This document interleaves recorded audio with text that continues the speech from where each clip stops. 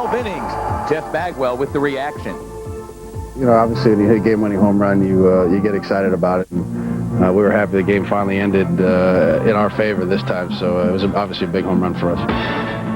In the nightcap, the game was tied at 1. Butch Husky getting a start in right field puts the Mets up 2-1 with a solo homer leading off the second. A lucky number 13 for Butch. Bottom half of the 5th now. Jeff Bagwell comes through with the RBI that scores Russ Johnson. That ties the game at 2. It would be 3-2 after 5 Houston.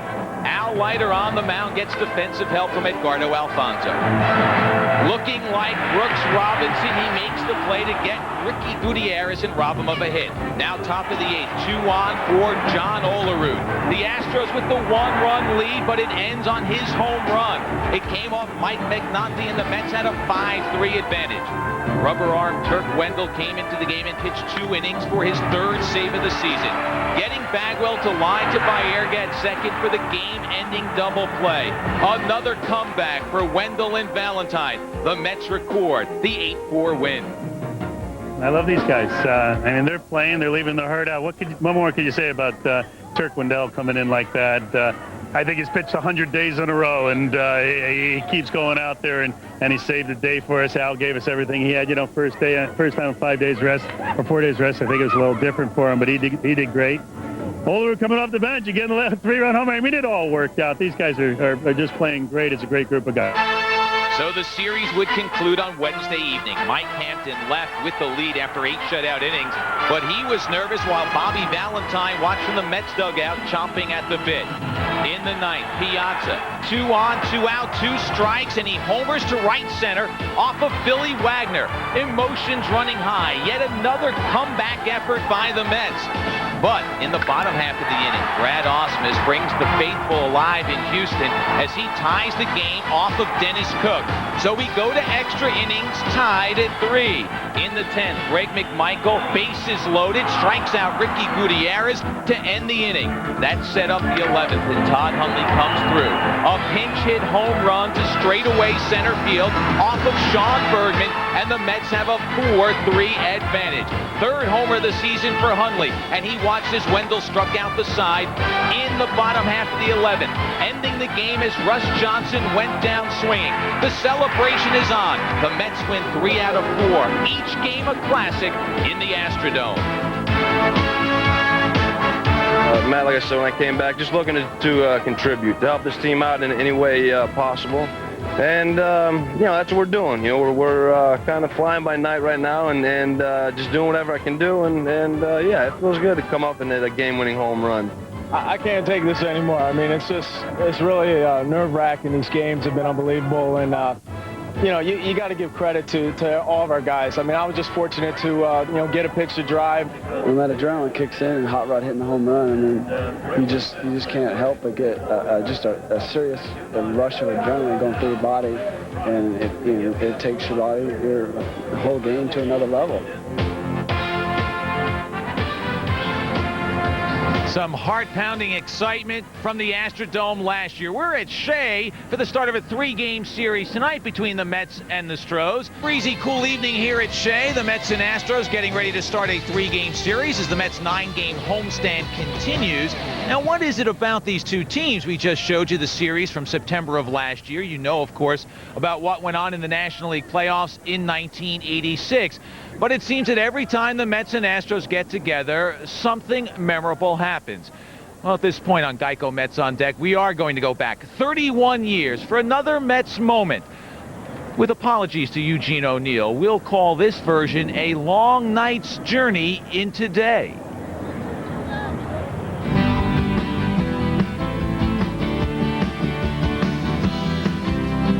It wasn't a baseball game that night in Houston, rather a marathon that lasted 6 hours and 6 minutes, ending at 2:37 a.m. New York time. After 23 and a half scoreless innings, the Astros won when Bob Aspromonte's bases-loaded grounder went through the legs of shortstop Al Weiss, allowing Norm Miller to score the only run of the game. You know what I remember most about that game? When it was over, the Mets had to fly home to New York. and we were walking through the lobby of LaGuardia Airport at 8:45 a.m. That's what I remember the most about that. The Mets had an unusual team in that they show up in a lot of baseball history in a short period of time. They were in 3 of the 5 longest games ever played, and that's certainly the longest playoff game ever played, the game in 1986 against Houston. A 4-game series for the ages. An eye-opener that made you love the game of baseball even more. Much was on the line. The Astros were trying to clinch a division title. The Mets were fighting for their playoff lives. At times, you could barely watch. A time for action, a time for heroes. Each pitch, each at-bat had meaning. A release of emotions, a Mets win in the opener. The Astros would have cause to celebrate the next evening. The stars would shine under the roof of the Astrodome, punctuated by a game-ending homer. But there was no quit in the Mets. The ace shut down Houston, backed by some superb defense, and the Mets had won 2 of the first 3, but the best was yet to come. Final game, down to their last out. A home run, a new life. Finally, one last shining moment for an old friend. Divine intervention, baseball style.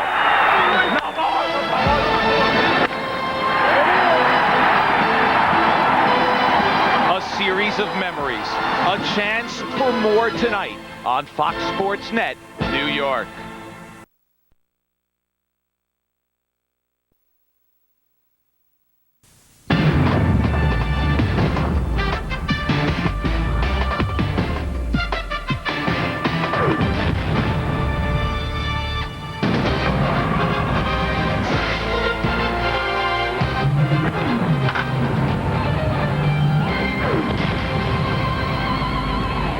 Showers dance throughout the metropolitan area today. Right now, though, no rain in sight, but there are overcast skies and cool temperatures as the Mets and Houston Astros get ready to open up their 3-game series here at Shea Stadium in Flushing, New York. Well, Mom's expecting a win from the Mets tonight, and obviously her children are on the same wavelength. The Mets fans hoping that the team can win. It would be their 6th in a row as they open up this series against the Houston Astros. A little while ago, Rick Reed told me the weather tonight doesn't matter. Light drizzle falling now, but he's just anxious to get going, and why not? He's come off the disabled list after injuring his calf in his last start, April 11th against Montreal. He struck out 3. Vladimir Guerrero was one of his victims, but when trying to stretch a single into a double, he pulled up lame, and so since then it's been time in rehab.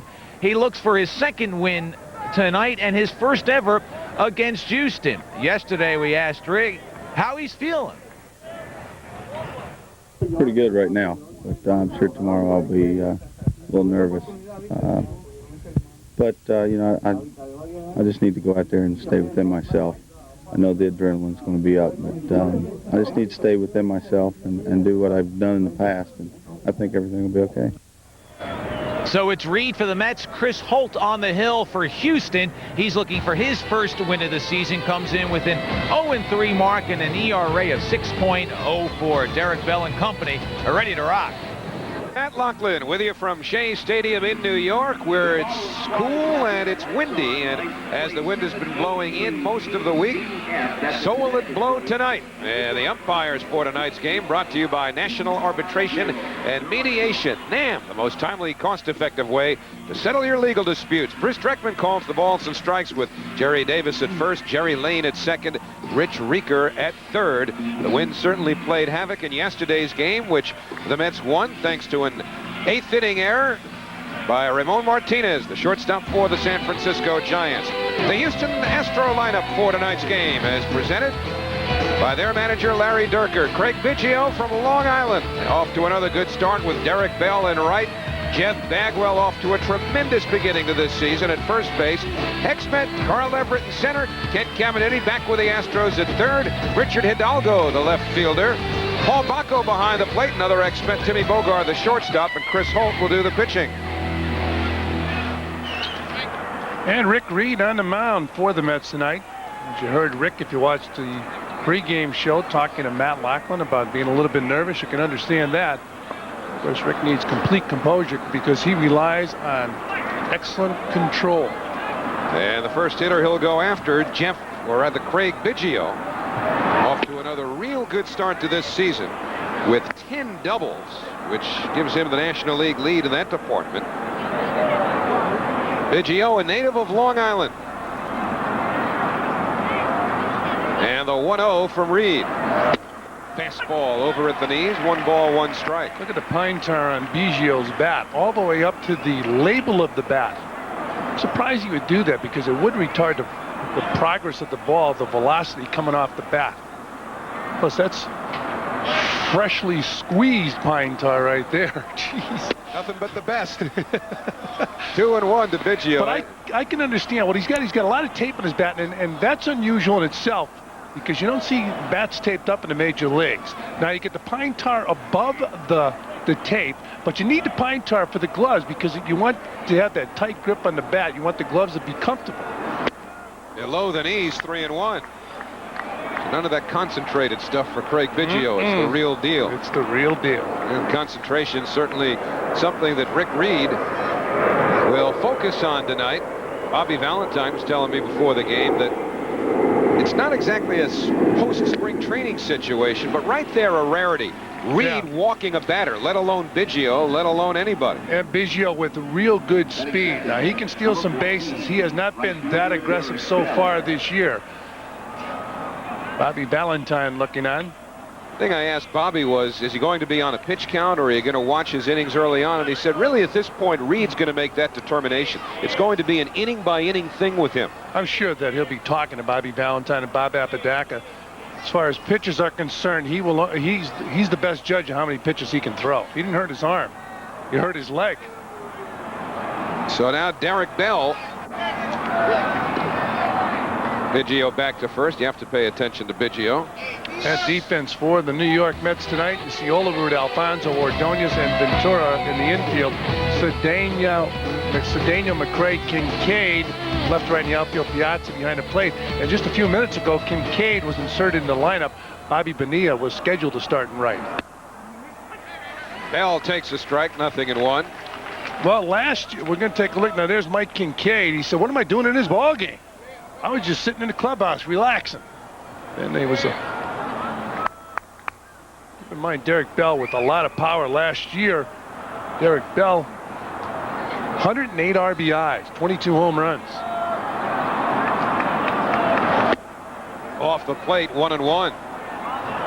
Runner at first, Craig Biggio, 6 stolen bases already this year. Always a threat to steal.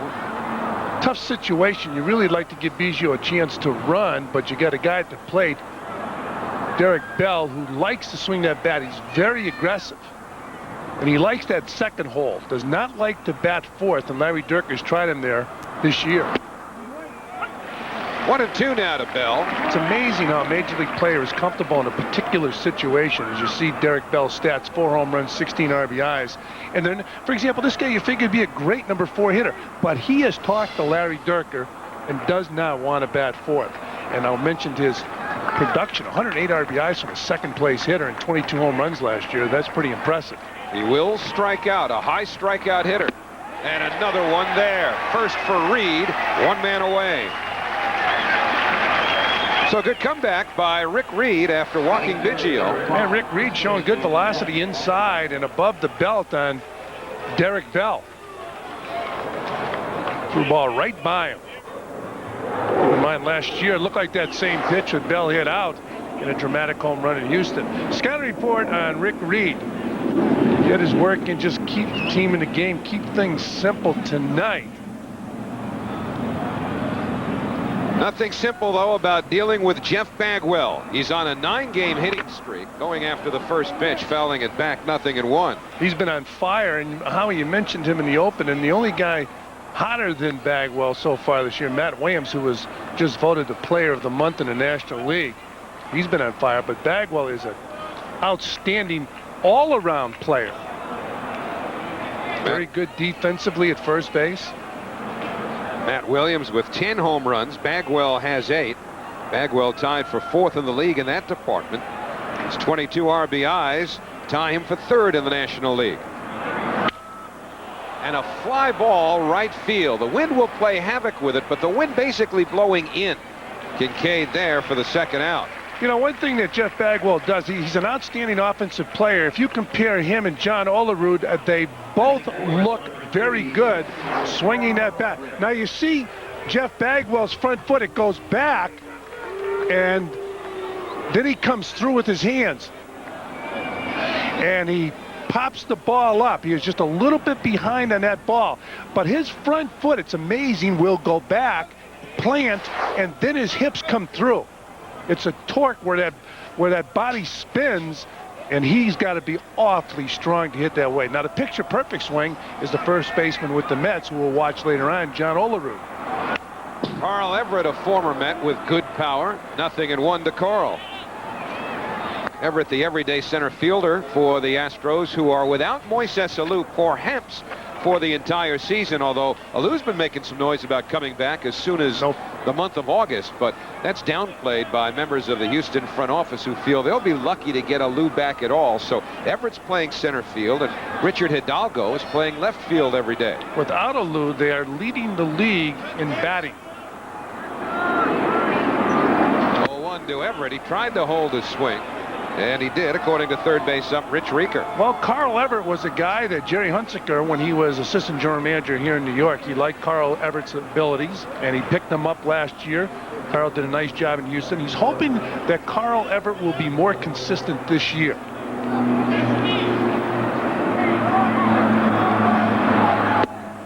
Below the knees, 2-1. When Everett was with the Mets, he was inconsistent. And he was inconsistent last year at Houston. But Alou, by the way, was injured supposedly while he was jogging on a treadmill. Now, he also likes to play basketball, so there has been some wondering whether or not he did play basketball. Fouled off, 2-2.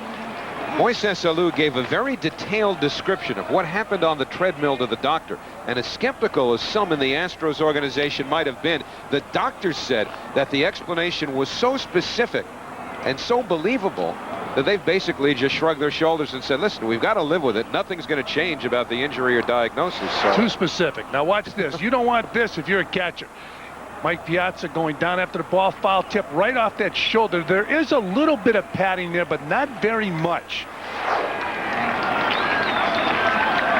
So Piazza hangs in. It's 2-2 to Everett. Biggio leading from first with 2 out. And the pitch on the way. Got him. 2 strikeouts in the inning for Rick Reed. A leadoff walk to Biggio and nothing more. So in the middle of the first, the Astros nothing, and here come the Mets. Pretty good with his control, and as he mentioned earlier, he's a little bit nervous coming into tonight's game. So now it's Chris Holt on the mound for the Houston Astros. No wins, 3 losses this year, and his first pitch sails on Roger Cedeno, 1-0. Cedeno giving Ricky Henderson the night off. He's day-to-day with a slightly bruised knee that he suffered in yesterday's game against the Giants. Yeah, Ricky was relaxing that knee downstairs in the clubhouse prior to the ball game, watching video of baseball games the Mets put up on the monitor in the clubhouse. That's hit hard, a base hit for Cedeno. Well, this is a good situation for the Mets. Put Cedeno in motion, and Mets lineup presented by manager Bobby Valentine. You've seen Cedeno, now Alfonso at second, followed by Olerud at first. Piazza in the cleanup spot with Robin Ventura at third. Mike Kincaid replacing Bonilla in right field. McRae, Ordonez, and Reed round out the Mets lineup. We'll see if Chris Holt can keep Cedeno close to first base. Holt has a fastball and a big breaking curveball. The Astros want to throw more. Cedeno running the throw, not in time, and Roger Cedeno on the first pitch has stolen second base. Well, Roger Cedeno, who's talked to Ricky Henderson about stealing bases a lot this year, gets a good jump off first base, and the throw is not in time to get Cedeno a little bit in front of the base. Paul Bacco, the catcher, with the throw, and Cedeno gets that foot in there. So now Alfonso with a runner in scoring position. And the bunt foul, 1-1. I know that that's the way you got to play it. You get your second hitter up, you want to move the runner along He drove in 70 runs last year. He's got 9 RBIs right now. He's an offensive threat. He's an offensive producer of runs. So it's got to be tough to have Alfonso bunting the runner over when he can drive him in from second base. You got to get Holt early, and that's not to say necessarily that he's going to settle down and pitch much better later in the game, but teams have beat him early this year. A bouncer to the left side, that will not advance the runner. Caminetti throws out Alfonso, and there's one man out. John Olerud coming up now, and he was one of the linchpins in that memorable series last year in Houston. Yeah, what a series it was. Here's a 3-run home run off the bat of John Olerud. Talking to Jerry Hunsaker before the game, I said, what'd you think of that series? He said, unbelievable. Talked about Olerud and Piazza and his team, and it was just a well-played series. And the amazing thing about it, the excitement generated by that series, the Astros had already clinched. Olerud lays off 1-0. But to tell you about Chris Holt and why it's not necessarily imperative to get him early, but it's certainly become a habit. Teams have hit 500 against him in the first inning, when most of the runs that he's given up have been scored. He's had some awful starts. 1-1 now to John Olerud. Well, behind Holt, defensively, Bagwell, Biggio, Bogar, and Caminetti in the infield. Hidalgo, Everett, and Bell left to right in the outfield. Bacco behind the plate. Caminetti, 5 of team's 15 errors. He has struggled because of a sore ankle. Slowly hit foul, 1-2. Caminetti said he cannot brace because of that bad ankle, but he was a good ball player. He's been a good player for a number of years in the National League, and one of the reasons the Astros signed him is he wasn't demanding as far as his contract was concerned. They gave him 2 years, where the Padres only wanted to give him 1, but he has been struggling defensively because of a sore ankle. Caminetti, originally in the Astro organization, part of that big deal with the San Diego Padres several years back, and that's where he really blossomed. 1-2 to Olerud. Inside, almost hit him. Well, we talked about Bagwell at the plate, how unorthodox it is to see that front leg come back. Watch how, well, this pitch here will be way inside on Olerud. And if you're going to get hit where Olerud tried to take that in the thigh. But when Olerud's got his good swing, it's as pretty as anybody in baseball. And the 2-2 just off the inside corner. Holt looked like he wanted that one. So now the count full on John Olerud with Piazza on deck. You know, the Mets have a program, as you look at Larry Durker, who was manager of the year last year, and he's unhappy with the call. You can't allow those pitchers to second-guess umpires, ex-pitchers. Holds his swing and keeps a streak alive, because now John Olerud has been on base in every game the Mets have played this year. And a guy coming to the plate has absolutely been on fire throughout his career when he's played against the Astros. And I asked Mike Piazza about those numbers before the ball game. He said he tries not to focus on them. You know, typical player reaction. You don't want to really emphasize your numbers, but look at those numbers. Well, second best average in the National League against the Astros. And so the Astros might prove to be the perfect tonic for Piazza based on history, because here at home he's still trying to find his timing again after the 2 weeks on the disabled list. In truth, though, he had the biggest hit so far on the entire homestand, a home run to win a game against the Padres and start the Mets on this 5-game winning streak. And that home run gave the whole organization a lift. You could just feel the atmosphere change here at Shea Stadium. Hit that ball a long way off Trevor Hoffman over the right field fence. 1-1 to Mike Piazza. Well, he's one of the most powerful hitters in baseball. Look at the way the defense sets up, shading Piazza the other way, and all the teams seem to do that. They shade him the other way, and they play him deep. And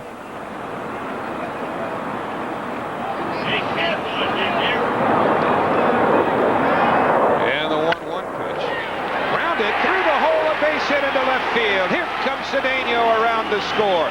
Stopping at second is Olerud. RBI single for Mike Piazza. The Mets are leading by a score of 1-0. And that's what Mike needs.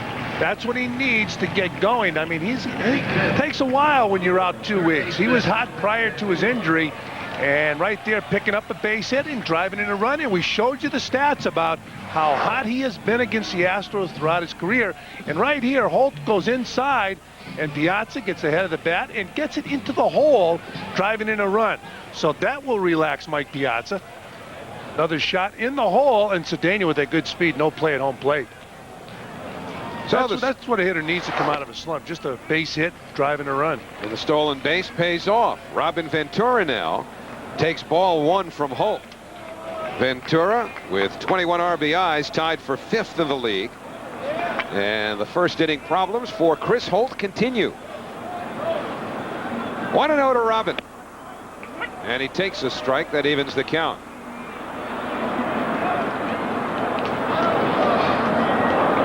Ventura with 6 runs batted in over his last 4 games.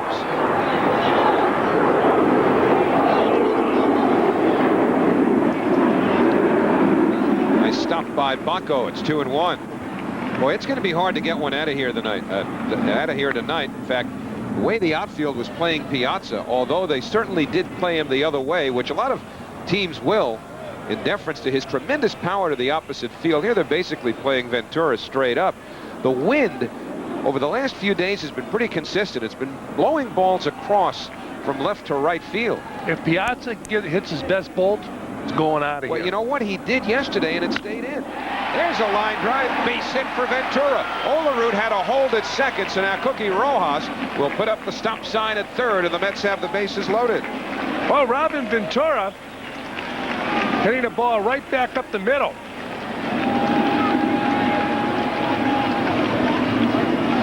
The runner on second base will dictate whether or not you're going to send him around, and also the next hitter. Here's Ventura hitting the ball into center field. John Olerud did not get a real big jump off second base. He doesn't have real good speed, so they held him at third. You see Olerud, he wasn't sure. Now he takes off. He says, you know what, I can only get to third base. He picks up Cookie, and Cookie Rojas holds him at third, so the bases are loaded for Mike Kincaid. So the Mets looking to build on this 1-0 lead. And the Astros now will play Kincaid the other way, which a lot of teams are starting to do too, because Kincaid has shown that he'll hit a lot of balls to right field. In fact, that's where his home run went earlier in the week, his first major league home run. But you were talking, Fran, about Piazza hitting a ball as hard as he can. He certainly did yesterday in the 8th inning against John Johnstone. And everybody in the park thought it was going out, but it was caught at the wall in left center.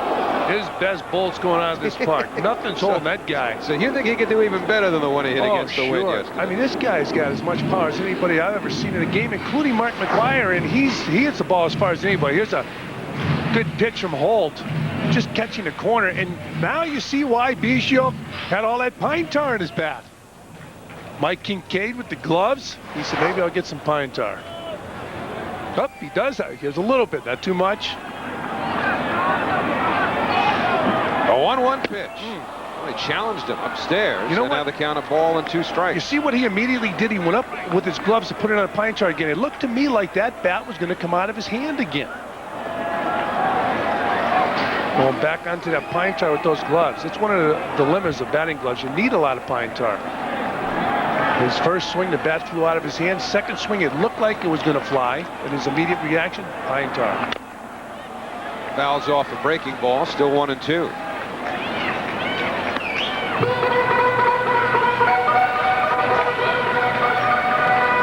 Mets with 3 hits in a run here in the first inning. We have seen Kincaid, who has as you look at Ventura, you get 3 men on base, Olerud, Piazza, and Ventura. Seen Kincaid hit the ball a long way the other way.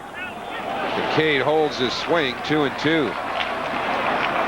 When the Astros staff has needed a strikeout, they've been able to get it. In fact, Astro pitchers have struck out more batters than any team in the National League. The Mets pitchers rank 2nd in that department. So Holt trying to muscle up here with the bases loaded. 2-2 to Kincaid, and he just gets a piece. That's the big curveball. It's a knuckle curveball that Holt has. And the Astros were a little bit upset in a couple of his outings where he didn't pitch well. He stayed away from this pitch. Now, this is a money pitch for him. Knuckle curveball. Look at a break on that. Kincaid, it's right on the top of that ball. But the Astros like this kid because of that knuckle curveball. And he got away from it. He's been throwing his fastball and his slider. Again, a 2-2 pitch, and this time it hits either Kincaid or the bat, and I believe Kincaid, and it did hit him, and so a run will score. Look at his hand. I mean, he got that hand will shake. He get hit, I guess, in the wrist area. But as they say, he took it for the team, and John Olerud scores the second run of the ball game for the Mets. Right in the wrist. And he was not happy because he knows there's a possibility of a break. The Astros, of course, saw the ball rolling into fair territory and took nothing for granted, trying to make a play, but home plate umpire Bruce Dreckman threw those arms up and said Kincaid had been hit. It's going to be tough to get Kincaid out of this lineup. He fought hard to make the ball club in spring training. He has seen some action, and he's done rather well when he gets an opportunity to play. He was a last-minute replacement tonight for Bobby Bonilla, so I'm sure it's going to be tough to convince him to leave this game. Here's that fastball after the curveball. Now Holt goes up and in, and Kincaid couldn't get out of the way, and he hit him right on the wrist. Look at, he's not, I don't blame him, boy. Wow. That ball just kept running in on him.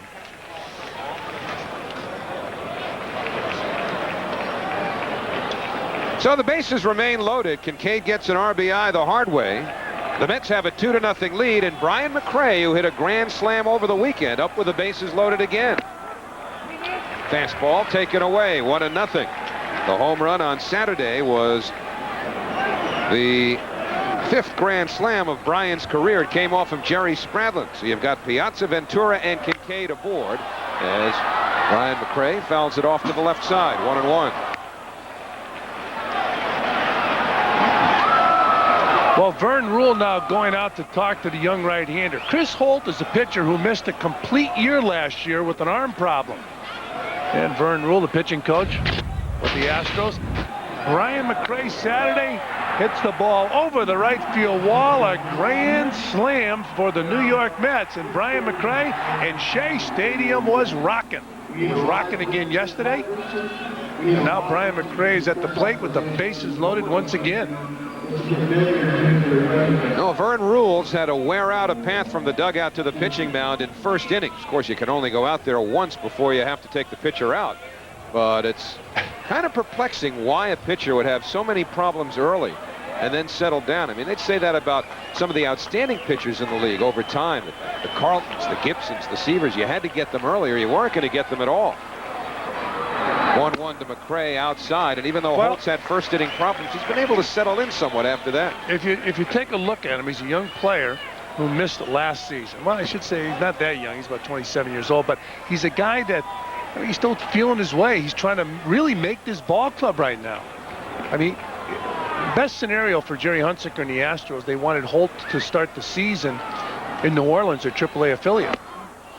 2-2 now to McRae. And Rick Reed mentioned how he'd be nervous tonight. When Rick Reed went on the mound, he walked the first hitter, and then he got Derek Bell on a strikeout. Chris Holt went out there. I'm sure he's nervous, but Roger Cedeno got a base hit. That doesn't help if you're the pitcher. So 2-2 with the bases loaded. McRae asks for time. The Mets will miss the current ace of the Astros staff, Shane Reynolds, who won his 5th game yesterday.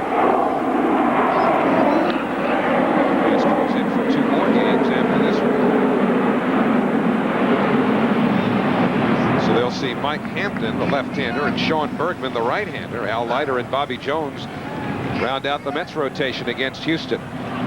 2-2 to McRae with the bases loaded here in the first inning. And he hangs in.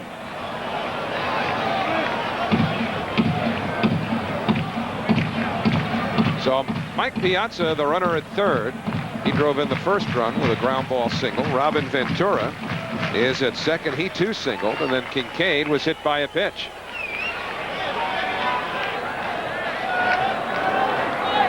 And again a 2-2 pitch, and the breaking ball lined into right field for a base hit. Piazza scores. Ventura being waved home. He'll score as Bell bubbles the ball. 4-0 New York here in the first inning. Well, it's an exciting series once again, at least if you're a Met fan. If you're an Astro fan, you're hoping for an exciting series, the Astros and the Mets. Larry Durker's not happy. So Mike Piazza with a single and an RBI.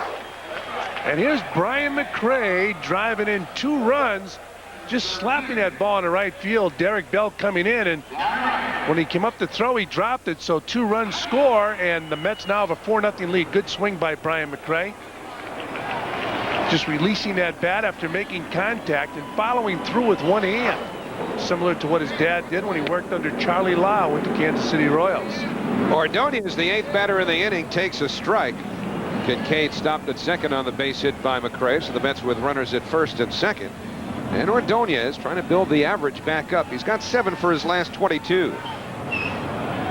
They'll look for 2 on the infield. Will they get it here? Slowly hit. The only play to first. Caminetti double clutched, and a nice pick by Bagwell.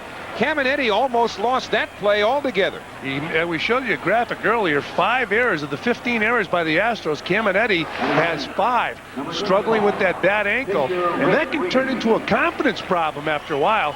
He double clutch, had trouble getting the ball out of the glove. I mean, it can start with an injury, then you can end up with a confidence problem. You see him double clutch, he bounces the ball. Nice scoop by Bagwell, and that is not an easy hop to catch. So Caminetti obviously frustrated, but now the 9th man in the inning, pitcher Rick Reed takes a big cut, 0-1. Well, they have to be careful with Reed here. He's the type of guy, the way he swings that bat, he can pop that ball in the outfield and drive in 2 runs, give the Mets a 6-0 lead. Reed does have a base hit this year. It was as a base runner that he aggravated the calf injury that's kept him out for the last few weeks. And then that was exacerbated, as you look at Kincaid at third and McRae at second, by a virus or a touch of the flu that set him back some more. That's slowly hit. It's going to kick foul. I talked about how Holt has been disappointing to Larry Dierker and Vern Rule because he will not go with that curveball. They want him to throw it a little bit more. Here's a situation. You're pitching to the opposing pitcher as you look at Dierker and Rule looking on. It's 1-2 on Rick Reed. Now, this is a key spot. There are 2 runners out there that can score a base hit, and Holt has that good curveball. Toughest pitch to hit is that breaking ball. For an everyday player, you can imagine how difficult it is for a pitcher to hit because they don't see it that often. See if Holt throws it. It'll be a 1-2 pitch. And again, Reed fouls it off. He threw the slider. And Holt with a good knuckle curve. Astros came in having won 4 in a row. They swept the 3-game series in Miami against the Marlins over the weekend. But the Mets off to a big start. And Reed continues to battle Holt. It's 3 straight foul balls now by the Mets pitcher. And Holt once again with the slider. Talking about how the Astros did, the Mets swept the Giants, who had one of the best records in all of baseball coming into the weekend series. 1-2 pitch. To the right side, Bagwell takes it himself, and the side retired. But the Mets bat around, and Rick Reed can stick 4 runs into his pocket, 2 of them thanks to McRae. Fueled by fan power. Step into the action in your official team apparel from the Mets clubhouse shops. It's the real thing. Baseball caps, jackets, jerseys, just like the Mets wear. It's all here at the Mets clubhouse shops. Get the new look Mets collectibles and tickets to Mets home games. Mets fan power, the most powerful force on earth. Step into the action with your official team apparel from the Mets clubhouse shops. Roosevelt Field and Menlo Park malls, and our new flagship location at 143 East 54th Manhattan. New York Mets baseball is brought to you in part by the new Dodge. It's about change.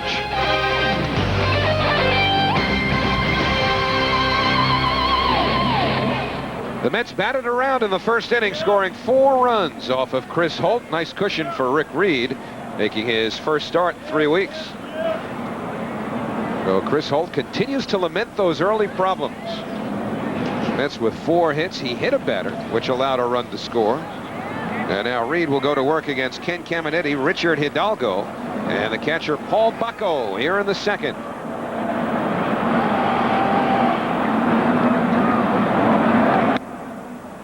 Upstairs and off the glove of Piazza, 1-0 to Ken Caminetti. Pretty good velocity right there. Rick Reed ordinarily doesn't do that to the catcher. As you look at Caminetti's numbers, he's supposedly a leader on the ball club. What do you mean supposedly? Well, he's a big public relations move to bring him back to Houston. Well, I thought you were taking a shot. No. You know what a real leader is in a ball club, in my opinion, is a guy that produces on the field. You don't really have to talk much. You just produce on the field, and you're a leader. I think in baseball, that word might be overrated a bit. Well, I'll give you an example of if leading by example means leadership. 3 years ago, when the Mets and the San Diego Padres played in Monterrey, Mexico. I knew you were going to bring this well, up. That Snickers. You're plugging Snickers again. I love Snickers bars, but Caminetti likes them a little better. The thing is, 2-1 pitch in there for a strike. Caminetti got so sick, not from the candy, but from the food or the water, that he had to be fed intravenously. And he was lying on the floor in the Astros clubhouse with an IV tube running through him before the game, got up and had 3 huge games. Didn't bother him a bit. Now, at least in terms of his performance. Okay, the biggest thing is his performance was superb, so he led by example. Yeah. If he went out there and had 3 bad games, he could eat as many Snickers as he wants, and he wouldn't be a leader. But he could have blamed it on the food or, you know, just being sick from whatever source. Yeah. And everybody would believe him. Well, that ball backed up, but just missed. So Rick Reed not only has walked 2, he's walked both leadoff hitters. Biggio in the first, and now Caminetti here in the second.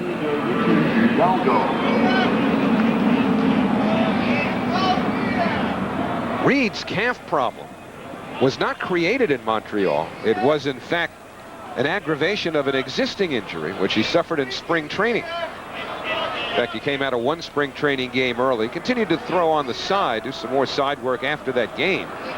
But it was never quite 100%. Then he tweaked it running the bases, and that set him back.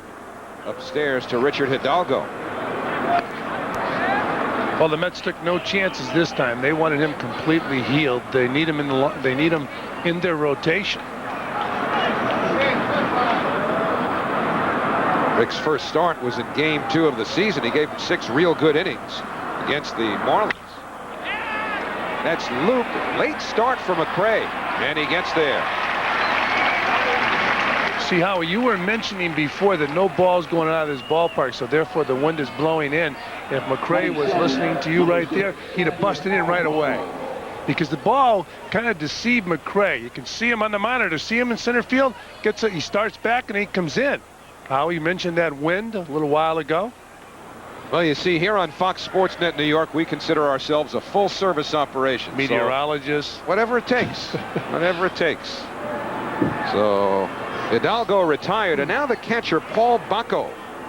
They got him from Detroit in the Brad Osmus trade. In fact, the Astros would not make the deal unless they inserted Bacco. I'll bet you the Astros did not want to make that deal. He probably, I believe, the salary might have been a little bit too high for Osmus, so they might have been forced to trade him. They were able to get Bacco. He had to be part of the deal. And he had a decent year last year with the Tigers. He was called up and took over the catching duties in Detroit. But the Astros were elected to trade Brad Osmus. Reed misses 2-0. Bacco replacing Mitch Molesky on the Astros roster. He was a pretty impressive offensive-minded rookie, Molesky was. He had a little trouble coming to grips with becoming a full-time catcher in the major leagues, but they had committed to him doing a lot of the catching this year, but he's got a shoulder problem, which may require surgery. They're going to know in 2 weeks about Molesky. He has a loose shoulder. That's what they term it, and they're going to find out in 2 weeks if there's any improvement. If not, they're going to operate. He's going to be out for the year. And apparently it's a genetic thing, too, because he's had problems with his left shoulder. So he's had problems now with both shoulders, and Paul Bacco simply taking advantage, splitting the catching with Tony Eusebio. 2-1 delivery, foul to the left side. Well, you mentioned Jerry Hunsaker, the general manager of the Astros. He's done a marvelous job with his ball club when you consider that they don't consider themselves a high-revenue team right now. They probably will once they get into their new ballpark next year, but, you know, he's had to juggle certain players around based on financial considerations. The Astros have had 6 straight winning seasons. He's done a fine job as general manager with the Astros. That new stadium, no AstroTurf in Houston. The AstroTurf is history. Lined into left field. So Bacco has the first hit for the Astros. Caminetti stops at second. Houston with 2 aboard here in the second inning and 1 out. I see Rick Reed so far pitching up in the strike zone. And right there you get the ball up, and Bacco hit the ball the other way, hit the ball hard. Rick Reed usually makes his living running the ball away from those left-handers. He got that one to run away, but it was up in the zone where Bacco could go the other way. So the number 8 hitter, former Met Tim Bogart, finds himself playing quite a bit of shortstop these days in the absence of Ricky Gutierrez. Another acquisition by Jerry Hunsaker. He knew Bogart as a member of the Mets. And the breaking ball, 0-1. And Bogart has been doing a steady job for the Astros. He really had the job coming out of spring training in 1998, but Gutierrez beat him out. And Gutierrez had a solid season with the Astros, but this year he got hurt. He's on the DL, and Bogart's seen a lot of playing time. Well, Gutierrez has a fractured left hand. He's only been on for about a week, on meaning the DL, so probably going to miss another month at least. So a lot of playing time for Bogart. Another former Met, Billy Spires, who was here when Jerry Hunsaker was here, will play not only at shortstop as he did yesterday, but also at third base on occasion to spell Ken Caminetti.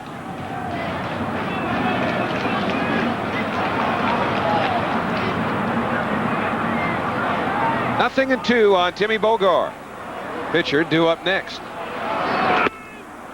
Off the outside corner, put the fastball there, hoping Bogart would chase it. So Jerry Hunsaker, who's always had a great relationship with Steve Phillips, here we got him on camera. We're going to find out. Are they talking trade? Do you read lips? Not that well. It'd be funny if they brought their hands up over their mouths like the catchers. I read lips much better about a week before the deadline. 1-2 pitch. Bogart hits it in the air pretty well to center. McRae fighting the wind. It continues to carry. And on to third now will go Caminetti. And there's an example again of what we told you about in terms of the wind patterns here over the last few days. Blowing left to right. The ball was hit well. And it basically took it from dead center over towards right center on McRae. And McRae watching that ball all the way and makes the grab. Caminetti getting back to second base and tagging up. You see Tim Bogart hitting the ball, looked right directly center field, that wind playing havoc with the ball, and the ball really carrying to the warning track in right center field. I didn't think the ball was hit that well to travel that far. That's why this ballpark is so unpredictable, because balls occasionally will just catch in a jet stream, and that one appeared to do so. So the pitcher, Chris Holt, 4 runs down, hits for himself and takes ball 1. Oh, Mike Piazza now going out to talk to Rick Reed. Here comes Bob Apodaca. So there was probably a discussion in the dugout, maybe about the health of Rick Reed. Well, Bobby Valentine said before the game they're going to go inning by inning with him. The other thing is, if it's mechanical, he's probably rushing himself because, as he mentioned to Matt Lachlan in a pregame show, he could be over anxious, could be nervous, and when that happens, you rush that body out there and your arm just doesn't catch up. Rick Reed relies on rhythm.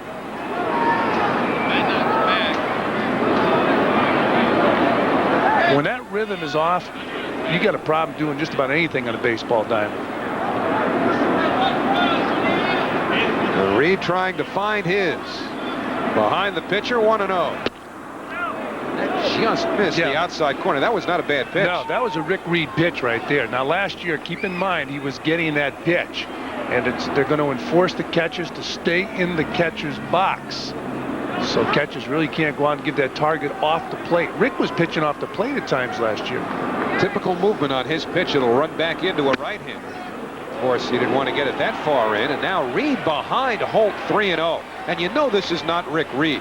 Generally speaking, he'll walk just about a batter over 9 innings when he's healthy and when he's right. He's already walked 2 here. He's behind the pitcher, 3-0.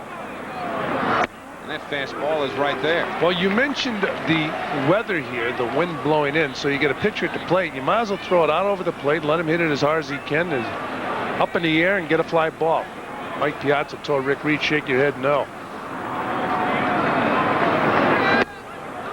At the knees, 3-2. When you see a catcher shake his head no, that means he and the pitcher are on the same page too much. You want the hitter to think, so you're telling the pitcher, shake me off, and then I'll give you the sign.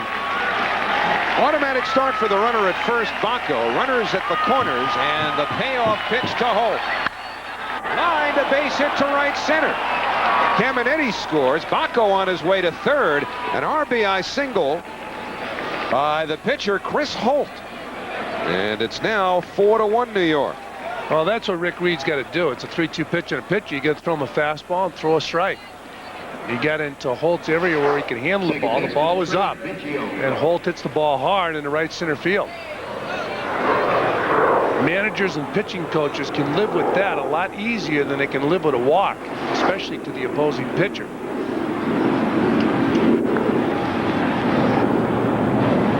So with 2 out and runners at the corners again, back to the top of the order, and Craig Biggio, who drew a walk in the first inning.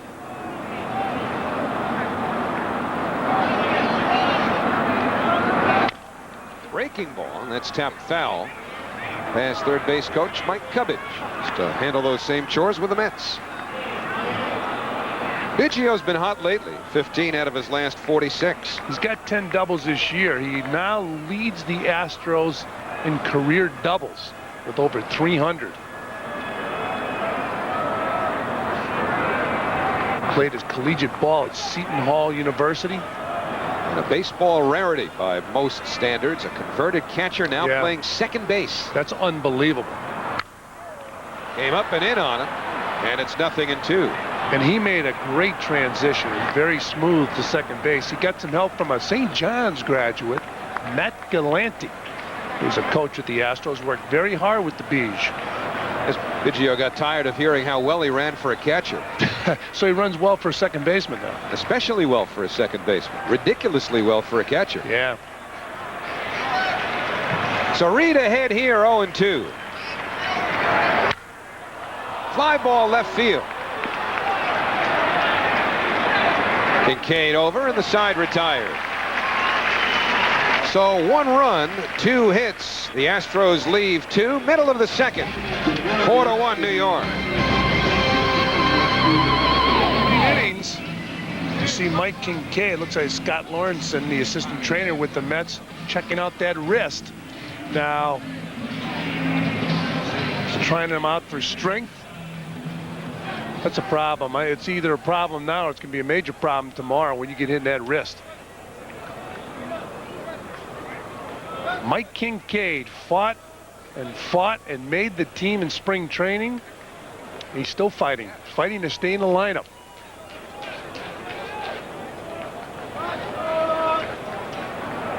Roger Cedeno takes a fastball. You might have noticed on the last play of the top of the second inning, Mike Kincaid and not Roger Cedeno make the catch of the fly ball hit by Craig Biggio. Cedeno and Kincaid flip-flop. In the first inning, Cedeno, I believe, was in left field, and Kincaid in right. Kincaid replacing Bobby Bonilla in the starting lineup. 1-1 to Roger Cedeno, leading off the Mets second. Fran, this is just a guess, but I think back to a game last week when the Padres were in, and again the wind was blowing just as it is tonight. It took a ball from right center field way over towards the right field line, and Cedeno really had to bust it to get over there. I wonder if that's why Bobby Valentine, I believe, made the change midstream tonight, getting Cedeno and his outstanding speed over to right field, flip-flopping with Kincaid. Well, that could be the reason, because of the ball will be tailing away from the outfielder. Cedeno has much better speed than Kincaid, plus the ball has hit the left field, as you mentioned before, might have trouble leaving the ballpark, so Kincaid will have to come in for a lot of those balls. But Cedeno clearly the better defensive outfielder, good speed, good throwing arm. Big question mark, and only he's going to answer the question, can he hit in the major leagues? If he does, it's going to be a pretty good threat for the Mets. Payoff pitch, slowly hit. They're going to have to hurry. Nice stop by Biggio, and he just did get him. The only way he could do it. Biggio charges the ball, plays it off to the side. Now, if he comes in and tries to get in front of that ball like you're taught 40 years ago, doesn't get the speedy Roger Cedeno. Watch this. He comes in, turning his body, playing it off to the side, and shuffles it to Bagwell. At first, they just get Cedeno. Biggio, a Gold Glove winner at second base. Watch him turn that body, and he starts towards first. Alfonso finds the hole the other way. So a one-out single by Edgardo Alfonso, and that's the 5th hit for New York off of Holt. You know, Howie, earlier we were talking about leadership. Alfonso told me he wants to be a leader on the Met Ball Club, and this is the way he's going to be a leader. After a few years of doing things like this, Alfonso is going to be a leader. He's going to be a 300 hitter. He's going to hit 20 home runs, and depending on where he hits in the lineup, he's going to drive in a lot of runs. But he'll be a quiet leader. Well, John Olerud, if you look at him for leadership, it would certainly be of the quiet variety. Absolutely. Because his performance speaks volumes. Yeah, and he is a leader in this ball club. I mean, you follow this guy by example. He's got an outstanding swing. He can hit you 300, hit 20 home runs. He can drive in close to 100 runs, and he's an outstanding defensive player. His only liability, you don't want to put him in a foot race. Way outside, 1-1. Olerud, last time up, drew a walk, keeping his streak alive of being on base in every game the Mets have played. And his batting average now is higher than it was at the end of last year when he set a Met record at 354. But those are pretty consistent numbers no matter who he plays.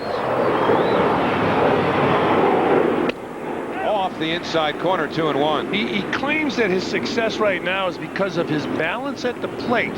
And he said everything looks slow to him. You know, it's funny, if you're hitting the ball pretty well, the ball looks a lot bigger than it is. And when you're not hitting the ball well, it's awfully small. But boy, is he locked in right now. Alfonso not running, and the off-speed pitch taken outside. I mean, we've talked about it in the past. If you're able to take a guy like John Olerud and put him out at first base, he's going to play 150 to 160 games a year. He's going to be consistent all year. I mean, what a trade that was with the Toronto Blue Jays. And then on deck, Mike Piazza, magnificent trade with the Marlins. 3-1 to Olerud, lifted in the air to center. The left fielder, Hidalgo, waves off Everett. And it's Hidalgo making the catch. Back to first goes Alfonso, 2 men away. Well, we talked about Piazza's ability to turn this wind around here at Shea. One of the reasons you would say he could do it, take a look back at the series in Houston last year. The longest home run in the history of the Houston Astrodome. Mike Piazza scorching the ball in that great series, September 14th, 1998. And he hit that ball 9 miles. 480 feet to be exact off of Jose Lima. That was one of those message-type home runs, too, because it came in the very first inning and certainly was the prelude to what would become 3 days of tremendously exciting baseball. And yet, the thing he really remembers is the defensive play. He said that stands out in his mind because he's never done that defensive play before. He hits one well to center. Everett says thank you very much to the wind. And the side retired. Tell you what, he smoked a ball yesterday that probably would have gone out. And this ball might have made it over the wall if not for the prohibitive wind. Third inning at Shea Stadium. Mets with 4 in the first. The Astros answered back with 1 in the second. Derek Bell, Jeff Bagwell, and Carl Everett will hit for Houston. And Mets fans, don't miss the grand opening of the new flagship Mets clubhouse shop located at 143 East 54th Street off of Lexington Avenue. The festivities include autograph sessions with Tommy Agee, Rusty Staub, Mookie Wilson, and Turk Wendell. Plus, Mr. Met will be on hand as well, too. For more information, call 212-888-7508. Fouled off by Derek Bell, 0-1.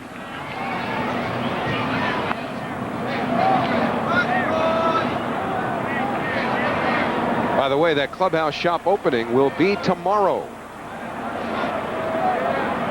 143 East 54th Street off of Lexington Avenue. In the air to center. Here comes McRae, still coming. Got to play it on a hop. In fact, Cedeno cuts in front of him to pick it up. And Derek Bell has the third Astro hit. They've had the leadoff man on now in all 3 innings against Rick Reed. Well, Derek Bell didn't hit that ball real hard. It dropped in. But last year in that exciting series in Houston, read his lips. Oh, my God. He was into this one. And he styled around the bases. Once again, we've been focusing back on that series in Houston. Nobody involved in that series will forget it. And including Derek Bell. And some lingering bad blood, too, as Jeff Bagwell bats now with Bell on first and takes a strike because the Mets didn't appreciate the way Bell stared and styled, and the Astros didn't appreciate Turk Wendell's animation. And some of that even spilled over into spring training this year. Yeah, they had an altercation in Florida. That was in Kissimmee. Breaking ball, taken low by Bagwell, 1-1. Well, Jeff Bagwell is the guy in this club. He's the main man. He's been that way for a number of years. Grew up a Boston Red Sox fan, signed with the Red Sox, hit no more than 3 home runs in his minor league career in one season with the Red Sox. And he ended up getting traded to the Houston Astros. But he told me he still follows the Red Sox. Played for the University of Hartford. Well, so do you. I hear you calling Dad at home after games saying, hey, Dad, how'd the Red Sox do? No, I never. I was a Giant fan growing up. How about this stance right here?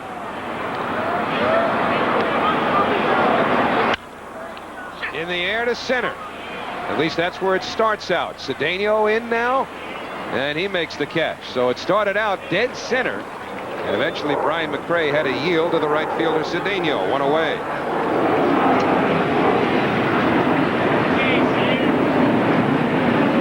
Talking about Jeff Bagwell, played for the University of Hartford. As you look at Roger Cedeno, look at that. Now watch this front foot. How about the stance? You could take a stool and put it underneath him. He'd be sitting on it. Now the front foot. Watch the front foot. When he's hitting the ball well, it comes back, and then those hips come around. You know how strong you got to be to hit like that? Boy, an outstanding hitter. And I asked him about that front foot coming back. He said, I don't know how it started. I can't explain it. Hitting instructors have looked at it. Everybody's confused. But the key is he gets it down. Once he gets it down, even though it's coming backwards, now he takes that back foot and he turns those hips, and that's where he generates the speed. 1-0 to Carl Everett. And the fastball rides high. You know how he's speaking of speed with bats for about 10 years. These guys who are in charge of biokinetics and hitting, they have kept a log of bat speed for about 10 years. Not Jeff Bagwell, but Darryl Strawberry was timed with the quickest bat at 79 miles per hour. How long ago was that? This was from the mid-'80s. On the inside corner to Everett, 2-1. The guy they timed last year that's even quicker is McGuire. He was at 81. But now they think that if they went around checking out Sosa and the guys that have used the weights, their bat speed would be even quicker. But it's really an interesting thing to watch, the marriage of biokinetics with the art of hitting a baseball. 2-2 to Everett. I'd be interested, Fran, in tracking that consistently for one player over the course of his career, and then maybe comparing it with other players over the course of their careers to see if there's a consistency around the time when you have to start making adjustments because maybe you lose just a shade. That's a great point, because the guys that last a long time in the major leagues, they make adjustments. You don't last in the big leagues without adjustments.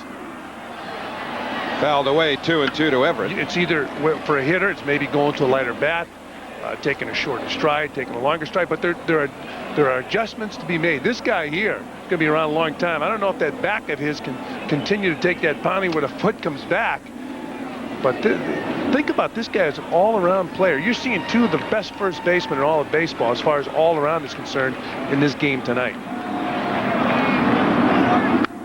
Whether it's bat speed or other elements perhaps of a player's physique or just Mother Nature, it's interesting how bat speed will occasionally stay consistent for long stretches of time. Tony Gwynn's a guy you think of right away, and he's 38, 39. Uses a very light bat and always has. But think about people just who played here in the last few years. Carlos Baerga, Howard Johnson. They almost seem to lose it at once. Yeah, Howard Johnson was a surprise because Howard hit hard. Nice snag by Alfonso. Everett retired. Bell back to first, 2 men away. Well, Everett hit that ball hard, and Alfonso is getting very comfortable playing second base. Made a smooth transition from third to second. It's one of the reasons why the Mets are second in the league defensively to the Milwaukee Brewers. Before the year's out, the Mets will be #1 defensively. They have an outstanding defensive infield, and Alfonso's very good at second base, although he only played it a little bit. He was a shortstop as a kid. When he joined the Mets, he became a second baseman for just a little while. Then they moved him to short again, and then on to third. Ken Caminiti walked and scored in the first inning. 0-1 to Ken. Boy, he really blossomed in San Diego. I mean, he had some pretty good years as a Houston Astro. But when he went to San Diego, just consider that before going to the Padres, he had never driven in more than 80 runs. He had never hit more than 18 home runs. He hit at least 26 all 4 years in San Diego, topping out at 40. 1996, when he was the MVP, he hit 40 homers, drove in 130 runs. That's when he was a leader. 326. He was a leader with those stats. When he was in Houston, when he first came up, Hal Lanier was the manager, and he sent him to the minor leagues in spring training because he missed a bus going to an exhibition game. But boy, has he turned his career around since missing that bus. They think he took some things for granted. That's right. The buses would wait for him right now. When you can hit, they hold the bus. When you can't hit, they say he'll get there by cab. Rick Reed knows all about the buses all those years in the minor leagues.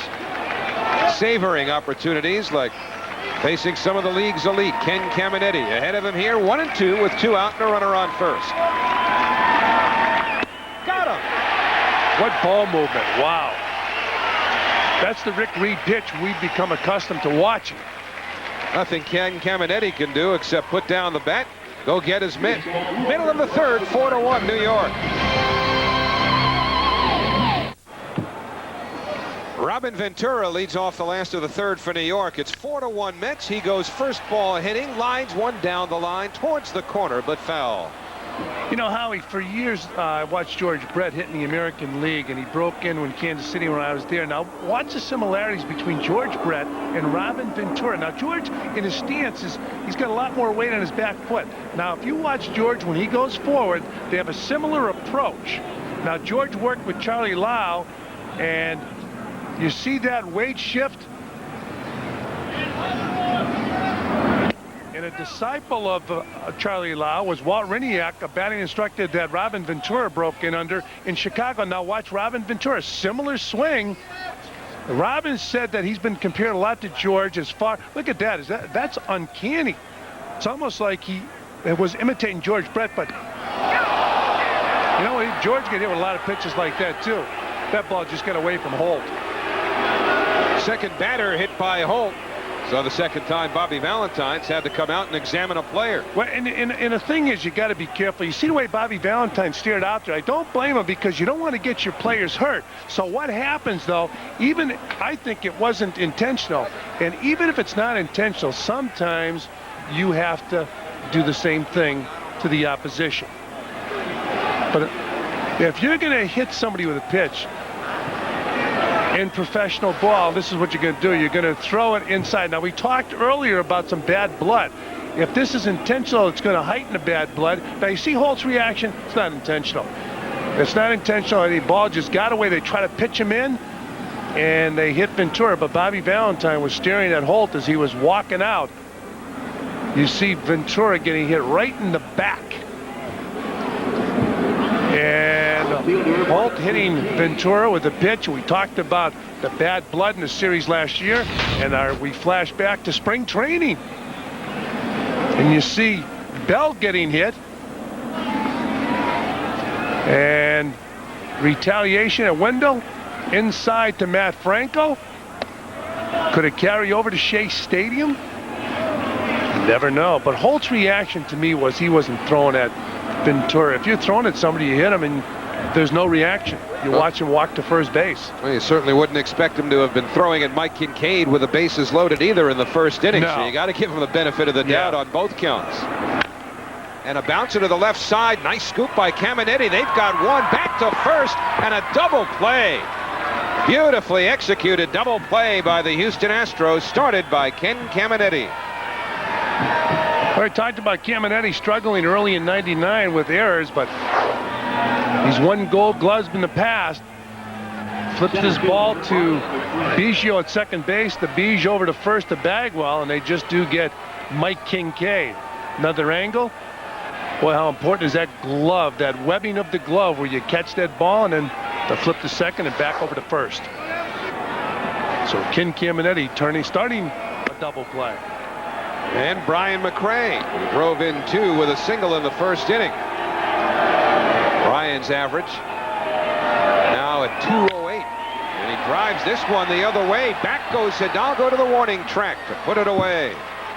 So McRae gave it a good ride to the opposite field. But the Mets are done in the third and lead 4-1.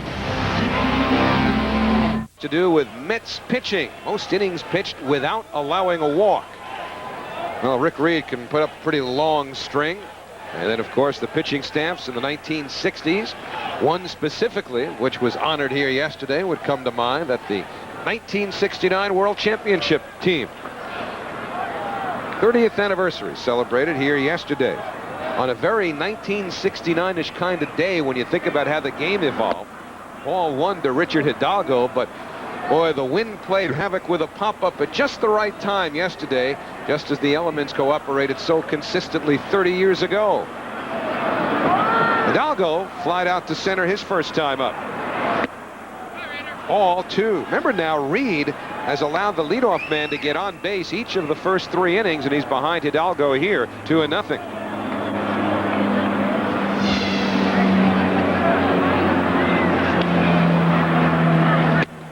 Ball right there, 2-1. Now Rick Reed missed some time because of a problem with his right leg, so you would wonder how much emphasis on his right leg, but he's not a power pitcher, so there wouldn't be that much emphasis on pushing off that rubber.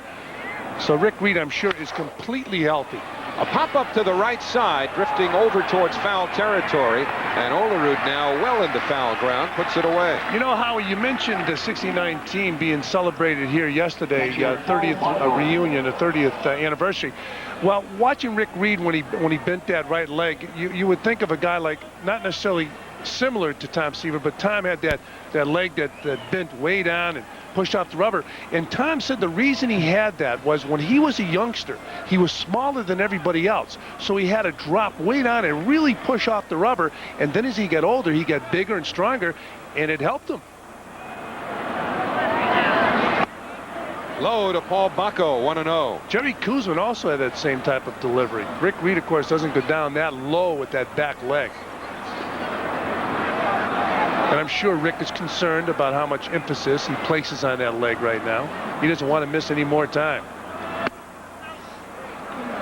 2-0 now to Bacco. In the last pitch of the last inning, he struck out Kim Caminetti. As you look at the in-game box score, the Astros, Biggio with the base on ball. You see Bell 1 for 2 and Bagwell 0 for 2. The last pitch of Caminetti in the inning was a Rick Reed pitch. Pop up to the left side, and that'll reach the seats.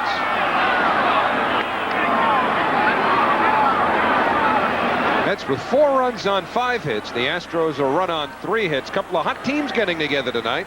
Astros with 4 wins in a row. The Mets have won 5 straight. Rick Reed's start tonight enables Al Leiter to take an extra night off. He'll go tomorrow. Larry Dierker, the Astro manager, will send left-hander Mike Hampton to the mound against him. 2-1 to Bacco. And a roller right to Alfonso. And there are 2 men away.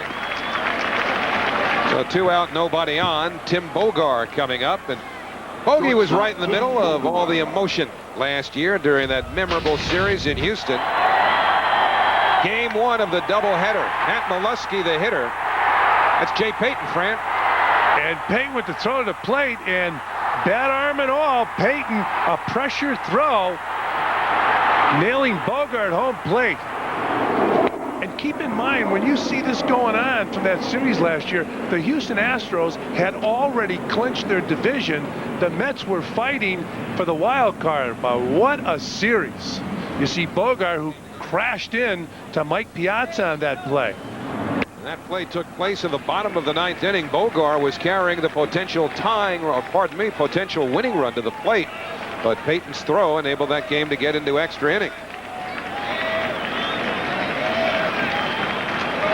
Houston eventually won the game on the Derek Bell home run. The oh my God home run.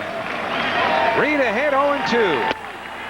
And the side retired right down the middle, but there's that ball movement again, similar to the pitch that got Caminetti to win the 3rd inning. For Reed, his first 1-2-3 inning of the night, 4-1 New York.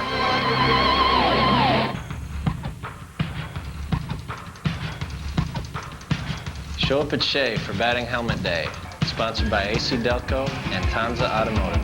Be here on Saturday, May 22nd as the Mets take on their division rivals, the Philadelphia Phillies. All kids will take home a Mets batting helmet courtesy of AC Delco and Tanza Automotive. For tickets, call 718-507-TIXX. New year, new team, new magic. Are you ready? All right, let's get the answer now to our Aflac trivia question. The Met record for most innings pitched without allowing a walk. How about the guy in Boston? Well, Brett Saberhagen, now pitching for the Boston Red Sox, did it for the Mets 5 years ago. He had great control. Ray Ordonez had control last year. We talked about that series in Houston. Ray Ordonez with a big blow, a big home run in that series. His annual home run. His annual home run. And take a look at it again. Shane Reynolds, who just won his 5th game yesterday, is now 5-1. Throws that pitch, and Ordonez hits that ball over the left field wall, right over the Armatron sign in Houston, and a huge blow for Ray Ordonez and the Mets. What a series. So Shane Reynolds joined the club occupied by Kelvin Escobar of the Toronto Blue Jays and Rich Hunter, formerly of the Phillies. Ordonez may have himself a base hit here, and he does. Well, it wasn't a home run. It was a bad hop. He'll take it. Absolutely. Base hit for Ordonez. Watch Biggio coming in. Ball takes a tricky hop when it hits the grass. So the Bees better get used to these hops. No more AstroTurf in Houston when they put up the new stadium. You see Ordonez busting it out of that batter's box. The big hop. Here comes Biggio. Watch that ball take a tricky hop. Boom, stays down and moves to his right. Yeah. So Ray Ordonez a base hit. How about that, huh? Real baseball next year in Houston. Right. None of that phony turf stuff. Biggio signals as to who's covering is Reed with a bunt that's fielded in foul territory by Baco. You know, and looking back at that home run that Ordonez hit down the left field line in Houston, it's really the only place he would have hit it out in that ballpark, and he pulled it directly down the line. As his other 2 home runs have been, if I remember right. Down the line. Same thing against Escobar of Toronto 2 years ago and Rich Hunter of the Phillies 3 years ago. So Ray Ordonez on first base with a base hit. And the New York Life in-game box score. Cedeno leading off with a 1-for-2. Alfonso 1-for-2 in this game. Reed pulls it back. Did he offer at it? Yes, he did. And it's 0-2. Mets with 6 hits now off of Holt. Their 4 runs coming in the first inning. About that new ballpark in Houston next year, it will have a retractable dome, but we're sweating out how the grass will survive because you never know exactly what the angle of the sun will be. That bunt was fouled off by Reed and held by Holt. So Reed, a strikeout victim, 1 away. You know, talking about new stadiums, the Giants were in town. They're going to have a new stadium. They're talking about a new stadium in San Francisco and China Basin, and they say it will remind a lot of people a neighborhood stadium similar to Wrigley Field.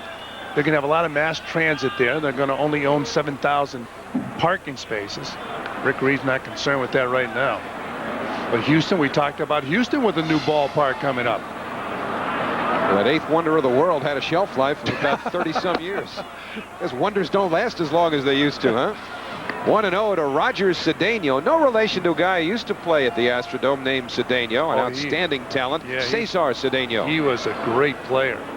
Roger grew up in Venezuela. You would wonder if he'd had a Venezuelan baseball idol, but he told Matty Laughlin his baseball hero growing up, Ricky Henderson, now a teammate. Well, you could see him during the course of this year talking a lot to Ricky Henderson and in spring training. I'll tell you, you have a player like Ricky Henderson, a Piazza, have somebody in a broadcast booth like a Ralph Kiner, you got to go and you got to pick their brain. Pitchers worked with Tom Seaver this spring. 2-0 to Cedeno, and the fastball way upstairs. That'll prompt a conversation. Pretty good pitcher right there. In fact, he was a very good major league pitcher. Larry Dierker sitting next to him. Vern Rule, who had a successful career as a major league pitcher. Larry Dierker made his playing debut in the major leagues on his 18th birthday. Yeah, and Larry Dierker was broadcast for 17 years. Also wrote a column for the local newspaper in Houston. And they said he couldn't do it because he didn't have any experience. And last year, he was manager of the year. 3-1 to Holt. You know what? You can be a good manager if you have good players. And Larry had some good players. He took immediate exception, though, to the novelty idea about coming down from the broadcast booth. Ball 4 to Cedeno. That's in contrast to Jerry Coleman, who was kidded quite a bit about it when he left the Padres broadcast booth. This copyrighted telecast is authorized under television rights granted by the New York Mets solely for the private, non-commercial use of our audience. Any publication, reproduction, retransmission, or other use of the pictures, descriptions, and accounts of this game without the express written consent of the New York Mets and Fox Sports Net New York is prohibited. Remember Jerry Coleman managed the Padres for 1 year, and everybody thought it was a big joke, except Jerry, but he played along with that angle a little bit better than Larry Dierker did. Well, Ray Kroc was the owner of the Padres. He brought Jerry Coleman down to manage. It was also the decision of the current Astros owner, Creighton McLean, to bring Larry Dierker down into the dugout. 0-1 now to Alfonso, taking a good long look at Cookie Rojas to see if Bobby Valentine has anything up his sleeve here, with Ordonez at second and Cedeno at first. 4-1 New York. We're in the fourth. In the dirt, nice stop by Baco. You know, once again, Bobby has some alternatives right now with Alfonso at the plate. He has some options. Cookie Rojas flashing those signs. You could put those runners in motion and have Alfonso swing the bat with one out. He can handle the bat as well as anybody. The other dilemma, well, I don't know if it's a dilemma, you leave him on second base and have Alfonso drive him in. We saw him bunt earlier.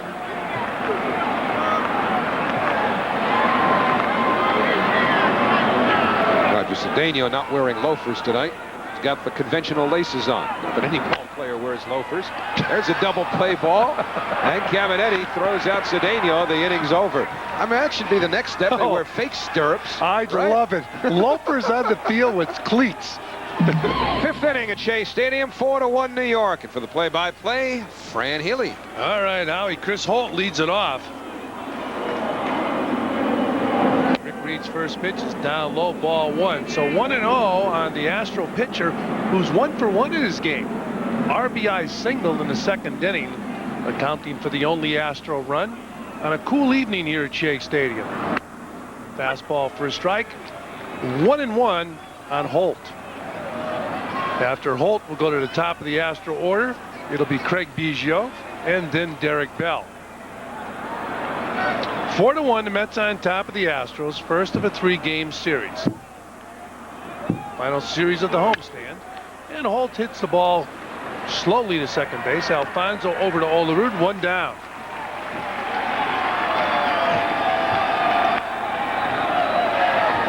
Edgardo Alfonso, as we mentioned earlier, getting more comfortable at second base, just took off the glasses and put them on top of the hat. Yeah, we're not talking shades, are we there? No. I mean, it's nighttime, and he was wearing those clear goggles, too. Well, once again, we get back to styling. Bill Blass style. You were talking about the loafers, now you get the designer glasses. Well, you know, it's not a bad idea for Fonzie there because it's so windy here. Yeah. He might have been concerned that there was wind or sand going to kick up, infield dirt. The other thing is with the wind blowing, the glasses protect the eyes from watering. Craig Biggio takes the breaking ball off the plate. 1-0. You get all emotional and teary-eyed over wind? Is that I'll tell you, ever hit at Candlestick Park? I never hit here. I never hit in the driveway playing stickball. Why are you starting me at the top? Did you ever walk down the street with the wind blowing? Yes. Okay. Now you're on my page. Here's a 1-0 pitch to Biggio. He pulls it to third. Easy play for Ventura. 2 down. So Rick Reed is starting to get that rhythm we talked about earlier in the game. 8 in a row now, retired by Reed. Last batter who reached against him was Derek Bell, leading off the third. Gold Glove winner Robin Ventura at third base tonight for the Mets. Well, if you're a pitcher for this ball club, you have to love this defensive infield. Ventura, Ordonez, Alfonso, and Olerud. Well, Reed likes it. He's got 2 out here in the 5th inning. The batter now will be Derek Bell. Bell 1 for 2. He's got a single in his game. Bell started his career with the Toronto Blue Jays. The Blue Jays signed a bunch of real good outfielders about 10 years ago and then traded a lot of them away. 1-0 now on Bell. Bell ended up in San Diego and then over to the Houston Astros, where he hit an oh my God home run. We showed it to you earlier. He pops the ball out of play.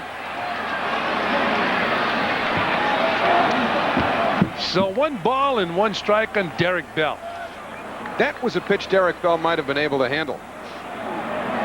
Well, Derek a little frustrated after that last swing. This is Biggio now, and you talked about the frustration of hitting the ball to the infield. He threw that bat in disgust just as he got out of the batter's box because it was a slowly hit ball, but he knew it was going to Ventura, which is about as good as an out. And the 1-1 pitch, and Bell misses another pitch that was hittable for him.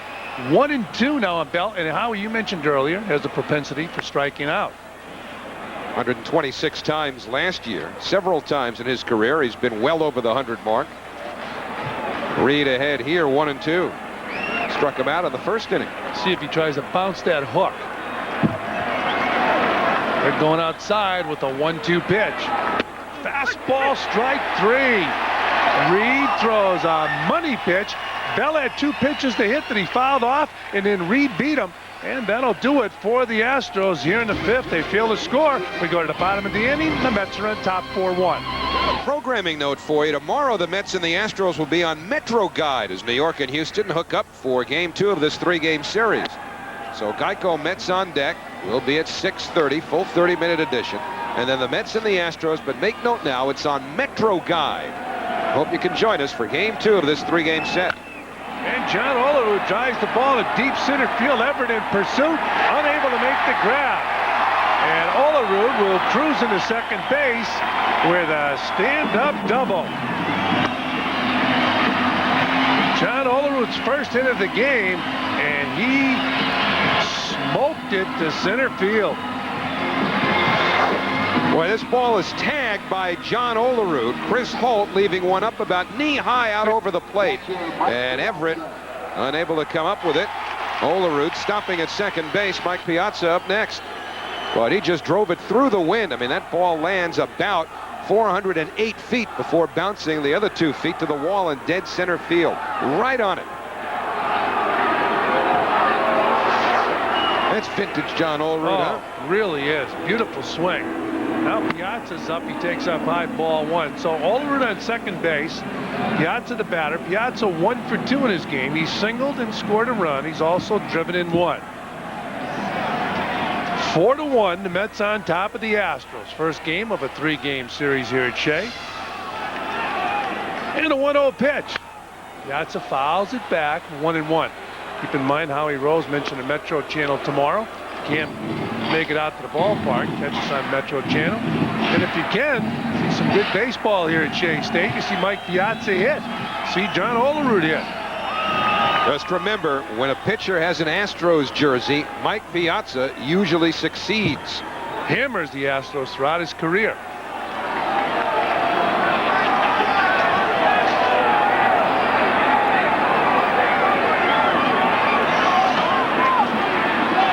One ball and 1 strike on Mike Piazza. All Mike talked about in last year's series, after the series, was his defense. Right there, he takes outside, 2-1. And this might have been as good a defensive play as you'll see all season. Jeff Tam pitching. The ball goes to the backstop. Runner coming down the line. He throws a strike. And Craig Biggio is nailed at the plate. And I just talked to Mike about it before the ball game, asked him what stood out in his mind, and that's what stood out that play. It was a good play. Right back to Holt. He checks Olerud at second base, and they easily get Piazza at first. 1 down. Think about that play. Remember Mike Piazza, a product of the Dodgers system. Bobby Valentine mentioned that that's something that the Dodgers used to practice in spring training and that he's adopted with the Mets. Now right here, Piazza makes real good contact, but a sharp 1-hopper. No chance for Olerud to have even thought about third. He wasn't caught too far off the bag, so just a simple 1-3 putout. Now Chris Holt will take on Robin Ventura. Breaking ball down low. 1-0 on the Met third baseman, who's 1 for 1 in his game. He has scored a run. He was hit by a pitch. And the 1-0 pitch to Ventura. Outside, 2-0. I wonder, well, how does a team practice a play like that? But he said exactly the way Piazza did it. And he does that with the Mets now in the spring, basically just for 1 day. Spend a little time getting the catcher scrambling back and trying to coordinate the throw to get it right on the plate. Up high, 3 balls and no strikes. So Robin Ventura, 31 years old. He has a number of years left to play. Another good signing by the Mets. Similar to John Olerud's personality. Right there, they're walking Robin Ventura.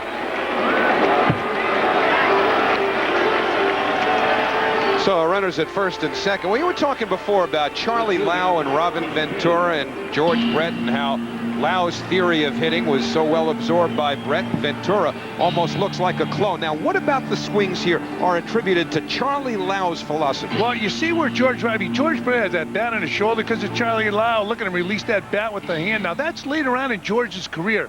You see Robin Ventura now, a complete weight shift, hitting off that front leg. That's how Charlie Lau would encourage the hitters to hit. Charlie Lau. Well, what specifically, the front leg? Yeah, he wanted that weight shift to go, the weight go from the front or the back leg to the front leg.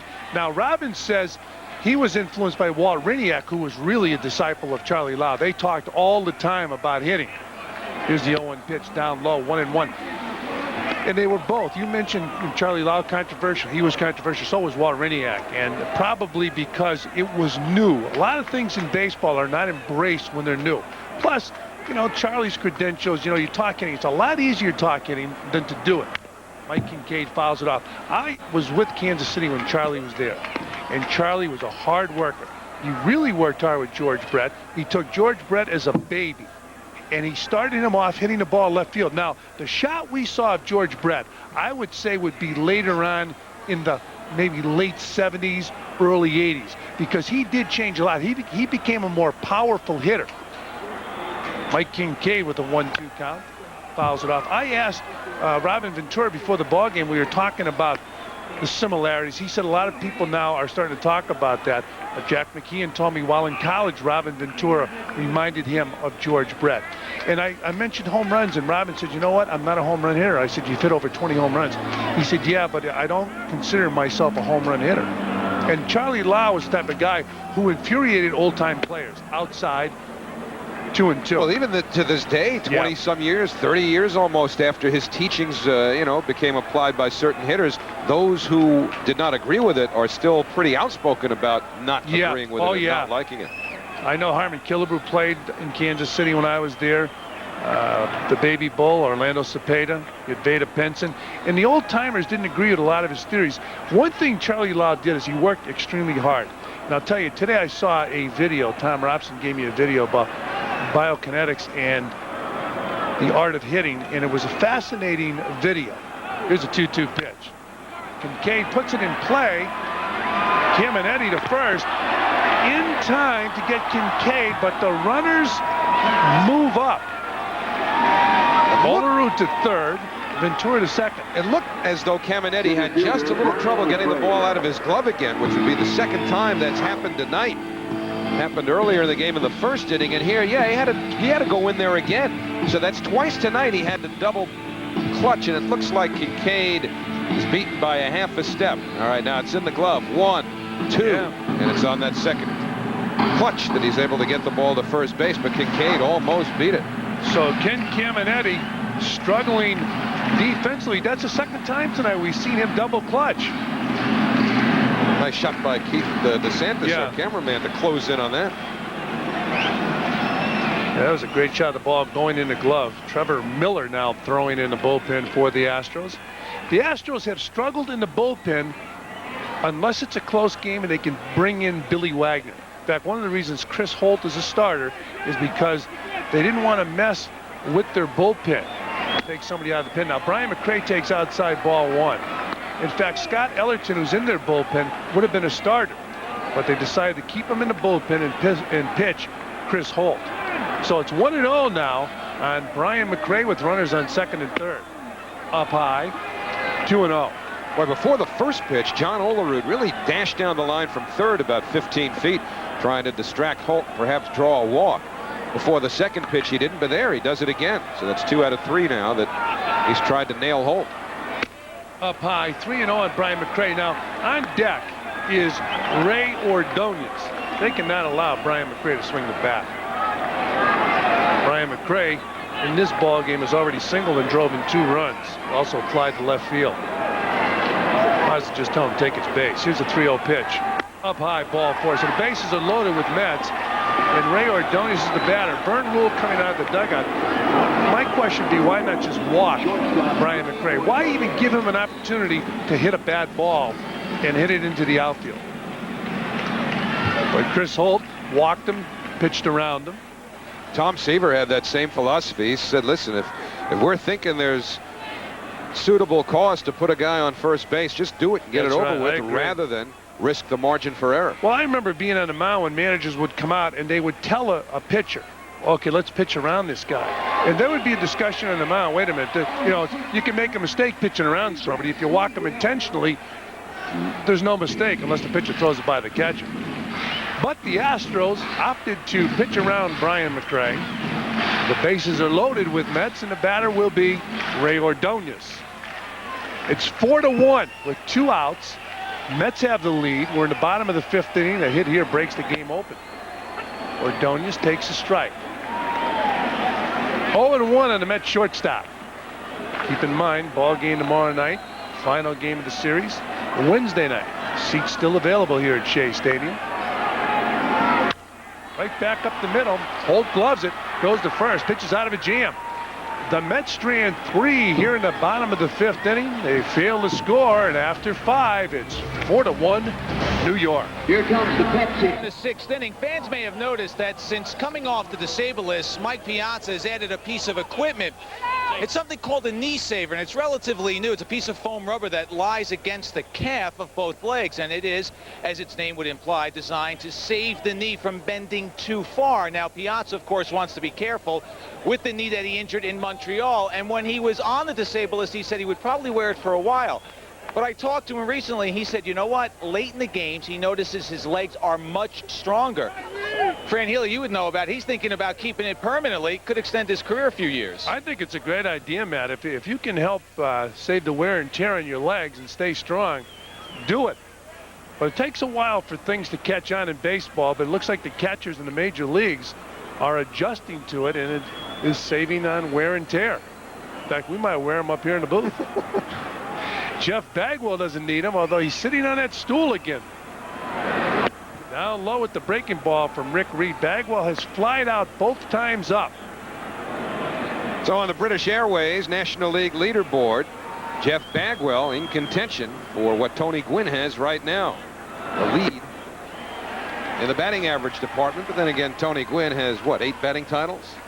Yeah, once you get down to the nitty-gritty and Tony Gwynn is in the hunt, he's got a good shot at winning that baby because he's been through all the pressure. Although Bagwell's had a real solid career. 1-1 on the Astro first baseman. He's been just a little bit behind on Reed tonight. He takes a ball, so it's 2-1, says first base umpire Jerry Davis. And Bagwell holding his swing, although from that angle it looked like the bat just might have come across the plane of the plate, but according to first base ump Jerry Davis, it didn't. Reed is getting it together now. He misses up high, 3-1, but up until this batter, he's been vintage Reed. Struggled a little bit early on, gave up a run in the 2nd inning, but lately he's been throwing those refined strikes. Great location. And Bagwell hits his ball hard. Kincaid in pursuit and gloves it. So Bagwell, who hit 2 high fly balls, hits a rope that Kincaid tracks down. Now Bagwell was on a pitch that Reed has used to strike some hitters out. Looks like that 2-seam fastball that comes back in on a right-hand hitter. Now that got a pretty good chunk of the plate, and Bagwell got a pretty good piece of it as well. But Reed has been able to use that pitch specifically to strike out the last hitters in each of the last 3 innings, and he's been able to catch them looking too. Great movement on the fastball. That was a breaking ball fouled off by Carl Everett for strike 1. But here in the 3rd inning, Ken Caminetti. Watch where it starts and ends. Right over the middle of the plate, running away from the left-hander. Now it comes in on the right-hand batter. That's Tim Bogar, the last out in the 4th inning. Same pitch to Derek Bell. And 3 Astros have been caught looking to end innings by the same pitch. And he started Everett out with a curveball. He got a strike, and then he just missed with the curveball right there, 1-1. Now, as you mentioned, he's got that 2-seamer going where he's getting good ball movement now. So he's over his nerves, talking about Rick Reed. Said he was nervous coming into tonight's action. He's been out for a while, nursing that bad right leg. Looks like Rick Reed is back. Here's the 1-1 pitch. Nice change right there. Had Carl Everett way out in front, 1-2. Now, if you just watch the game casually, you don't always take ball movement into account. And that ball runs away from Everett. So important. I think there's more ball movement today by the modern-day pitcher than pitchers years ago. Look at that ball movement right there. Strike 3. 2 outs. Same pitch. And the thing of it is, you wonder to yourself, well, boy, don't they know what's coming? But they don't know when the break is coming. It looks like it's off the plate inside, and that's where you saw the knees buckle. Nothing Everett can do. And we just showed you a package of pitches just like that. So 2 men out here in the top of the 6th inning. Reed right now is on cruise control. And Caminetti hits the ball off the end of the bat. Kincaid coming in, unable to make the catch. Caminetti with the big turn and a slide to stop as Brian McRae got over there and backed up the play. Caminetti thought double, but then he slid to stop his momentum towards second base, and he retreated to first. Ball looked like it knuckled a little bit. Remember the wind, plus the fact here that Caminetti basically gets it off the end of the bat. And by the time Kincaid recognizes it, he has to bust it and just falls an inch short of coming up with a pretty good catch. So also, Brian McRae had a pretty good read on what was happening, and the fact that he was able to get over and back up Kincaid held Caminetti to a single. And that breaks a streak, too, of 11 in a row retired by Reed. But a good pitch, as you mentioned how he hit it off the end of the bat. But Caminetti's on first. Richard Hidalgo is the batter. He just took a strike from Rick Reed. Hidalgo in his game flied to center and popped to first. You know, if you watch a game from the upper deck or even the mezzanine, you can't really determine the ball movement the way you can with the shot we have from the center field camera. But there's probably some fans here tonight wondering, boy, why are the Astros taking all these pitches that look right down the middle? And again, a ball's hit off towards the end of the bat. That ball's hit a long way, and it's a home run for Richard Hidalgo. Rick Reed surprised. Hidalgo hitting the ball over the center field wall, and it's now 4-3 New York. Now Bobby Valentine's thinking to himself, I'm sure, how do you like that? One of them got up into those jet streams we were talking about before. The wind has played havoc for good stretches of this game, and we were wondering if anybody was going to be able to juice one out. But Rick Reed threw one out over the plate that Richard Hidalgo jumped on for his 6th home run of the year. Now it's a 1-run game. Brian McRae, his reaction, he thought it was going to be gone. He didn't think that baby was coming back in. Well, Paul Bacco, the catcher, is the batter. He takes strike 1 from Rick Reed. This pitch doesn't run in on him. It stays out over the plate, and Hidalgo launches it well over 400 feet. He hit that ball up towards the end of the bat, and it still got out of here. 0-1 on Bacco. He takes a ball. So 1 ball and 1 strike on the Astro catcher. Bacco did his catching in Detroit last year. But Hidalgo's a guy who has to deliver for the Astros this year because Moises Alou had big shoes to fill. Well, again, talk about ball movement. This ball sits right out over the plate. And Hidalgo puts a big cut on it. He's not taking anything for granted here, probably given the wind conditions. But again, the way they swirl, it's so unpredictable. McRae was set for a carom that never came. So it's 1 ball and 2 strikes on Paul Bacco. Pulls it to the right side. Easy play for Alfonso. And that'll do it for the Astros here in the bottom of the 6th. But they pick up 2 runs on a home run off the bat of that guy, Richard Hidalgo. He hits it off the end of the bat, and he's strong enough to hit it out. The Astros pick up 2, and it's now 4-3 New York. Big start against Chris Holt, scoring 4 runs in the first inning, half of them driven in by Brian McRae. Rick Reed really settled down. Not that he was ever in big trouble. He did leave 2 men on in the second after allowing a run, but he'd retired 11 in a row until a base hit by Caminetti and then that home run by Richard Hidalgo. Pinch hitter Bobby Bonilla takes a curveball for a strike. 0-1 on Bobby Ball. And Rick Reed probably would love to have that pitch back that Richard Hidalgo deposited about 400 feet over the left center field fence. 0-2 on Bonilla. Bonilla was scheduled to start, but was a last-minute scratch as Bobby Valentine opted to put, Mike Kincaid first and then Roger Cedeno in right field. Here's the 0-2 pitch inside on Bobby Ball. So it's 1-2. It's amazing how some things work out according to form. Even before the Mets started to get to Holt in the first inning, we talked about his first inning problems and how he settles down later. Outside, 2-2. Same pattern so far tonight. Mets 4 runs, 4 hits in the first inning. They've had none or no runs on 3 hits since. Bonilla hits the ball to short. Bogart to Bagwell, 1 down.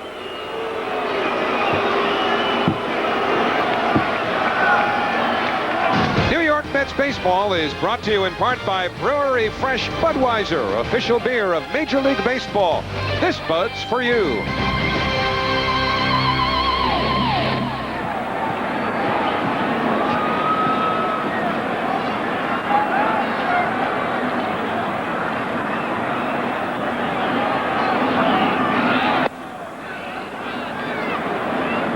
One and 0 to Roger Cedeno.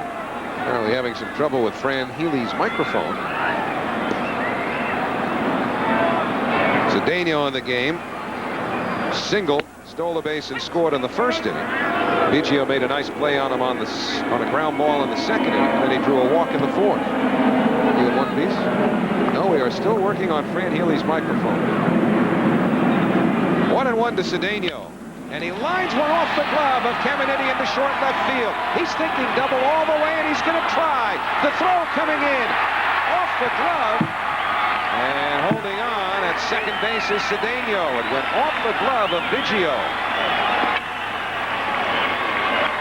It was tough right there because it was a short hop throw. It was a good, strong throw. While Hidalgo was on the move, he threw like an infielder charging a ball, and here's Cedeno picking up that double. As Howie mentioned, he had double on his mind. Watch Hidalgo charging and throwing off balance and handcuffs Biggio. Good throw, gets Cedeno at second base. But he had to rush it. And Cedeno's on second base with 1 man out here in the 6th inning. The batter, Edgardo Alfonzo. Alfonzo takes outside, ball 1. Alfonzo 1 for 3 in this game. Grounded out twice, and he singled to right field. A .294 average with 3 home runs, and he takes down low, 2-0. He also has 9 RBIs.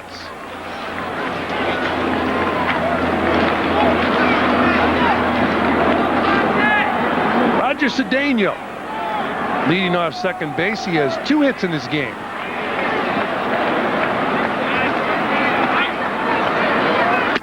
Alfonzo takes up high. 3 balls and no strikes. On deck, John Olerud. Olerud hammered a ball to center field his last time up, so he has a double in this game. See if Bobby V has Alfonzo taking. Here's the 3-0 pitch. He took all the way, 3-1. You just tuned in to Fox Sports Net New York. It's 4-3 Mets. We're in the bottom of the 6th inning. Crowd has been in this game all night. It's pretty cool out here. There goes Cedeno, and he steals third base. So you mentioned Roger Cedeno's idol is Ricky Henderson, so Ricky is watching Cedeno run. Well, ordinarily, you don't expect a base runner to steal third base with nobody out. Now, it's a 1-run game here, and Edgardo Alfonzo offers it the pitch. Pardon me, 1 man out, which is the right time to do it or try it. But as the count ran to 3-1, that's when Cedeno gave it a try. Now they have to bring the infield in. 3-2 pitch, and Alfonzo gets jammed. Cedeno with good speed should score. Everett's got a good arm. The throw to the plate, not in time. So Edgardo Alfonzo drives in a run with a sacrifice fly, and it's now 5-3 New York. Well, that's why you steal the base. That's right. You know, when you have 1 out, you want to get to third and give yourself a chance to score on an out. So the stolen base sets this up. And Carl Everett with an outstanding throw. I mean, he's got one of the better throwing arms in the entire league, but Cedeno just outruns it. And John Olerud bounces down to first base. Bagwell catches it and bounces over to first base. That'll do it for the Mets. But here in the bottom of the 6th, they pick up a run at Gardner Alfonso to sacrifice fly. Well, Turk Wendell against the Houston Astros. The rivalry, which really peaked last year in that 3-game series in Houston, was fed somewhat by the animation of Turk Wendell. And Wendell, when he's pitching, he'll throw that rosin bag. He'll show all kinds of emotions, and he will also incite the opposition. He did it in spring training, and it was Tony Gwynn told me that when he watches Turk Wendell throw that rosin bag, it gets him going. So as far as the fans, they really get into it when he fires that rosin bag down. There it is. Now, does it upset the Astros? Gotta say yes. We showed you some footage from spring training. He doesn't care. Just throw it. I like it.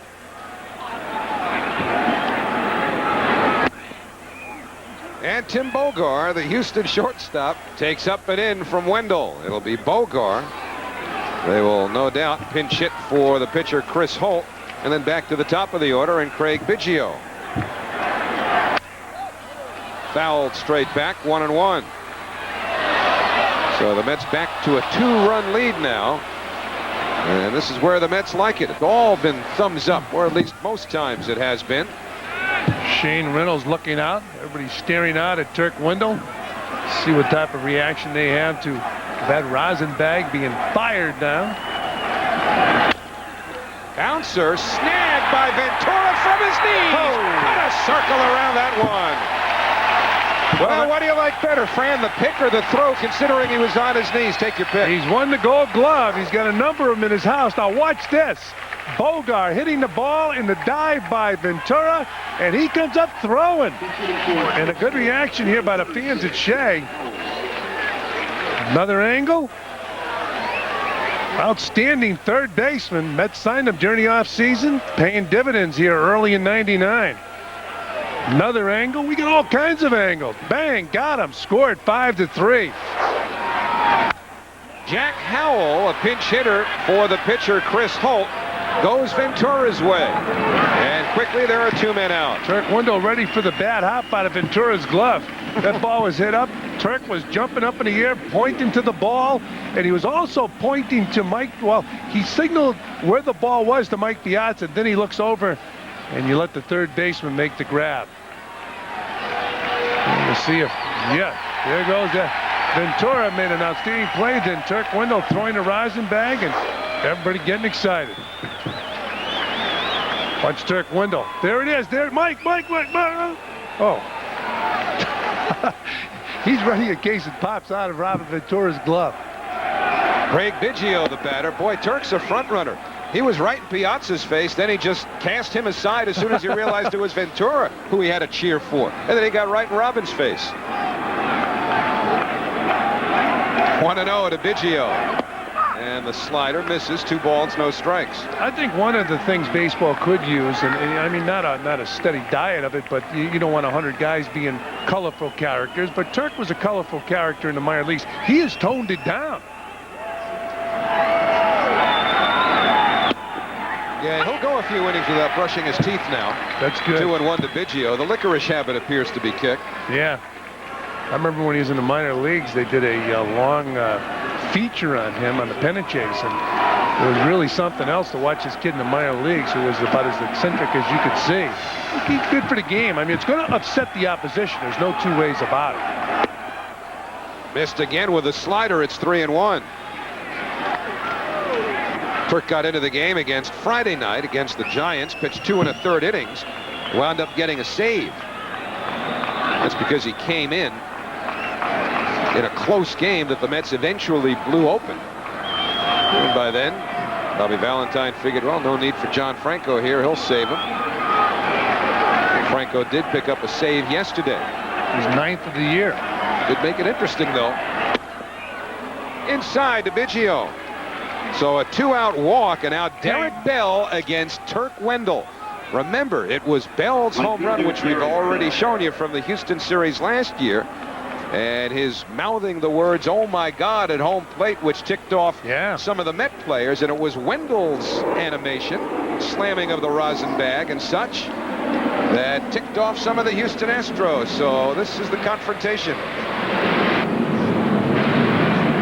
Bell has struck out twice, also had a base hit.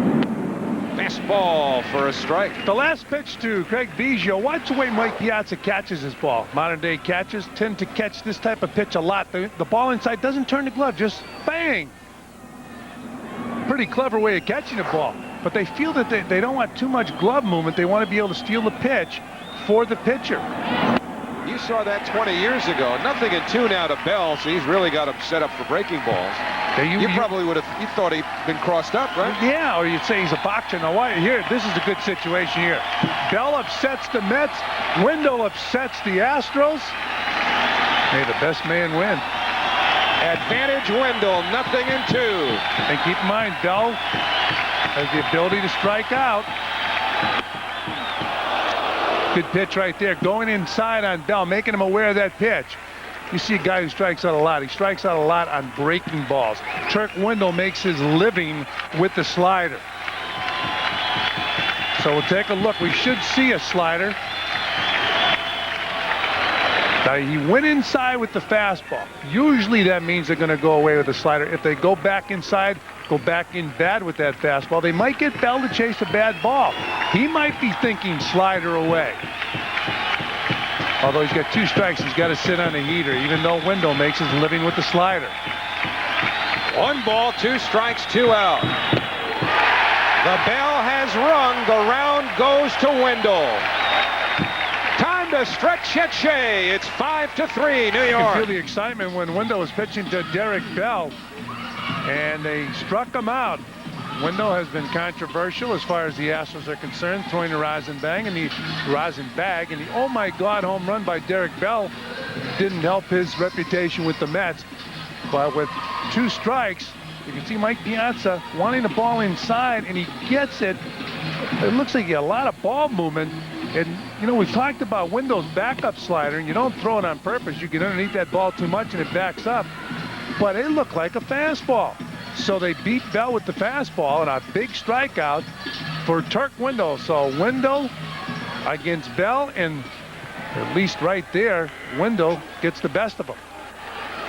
Jay Powell, the former Florida Marlin, will be the pitcher for the Astros as we go to the last of the 7th inning. He'll go against Piazza, Ventura, and Kincaid. Now, Powell pitched yesterday in the 8th inning of a Houston win against his old team, the Marlins. He was the winning pitcher in extra innings of the 7th game of the World Series back in 1997. And he got booed when he got into the game yesterday in Florida, and he wasn't happy about it. After the game, he said, you know, they've got a lot of classless fans down here. He said some of them know baseball, but most of them just don't get it. He was hurt by the fact that he was the winning pitcher in the World Series, and I guess all they remembered was Renteria's hit, Counsell scoring from 3rd. Jay Powell took it personally. Really doesn't need to. 0-1 to Piazza. Singled in a run in the 1st inning, flied to center, and bounced back to the box. 5-3 New York. And the fastball sails high. So 1-1 to Mike, who's trying to get straightened out. Yeah, it was too bad because he was on a roll when he got hurt in Montreal. In that series, he had a long home run. But no matter how much batting practice you take, and we've talked about it before, you got to get in under game conditions and get comfortable. And we've talked about rhythm. Same thing for hitters. Takes the fastball. It hits the outside corner. Good pitch by Powell. It's 1-2. Good shot of Mike right there. It looked like he wasn't sure. His hands came out like he wanted to swing the bat. They collapsed. He took the pitch.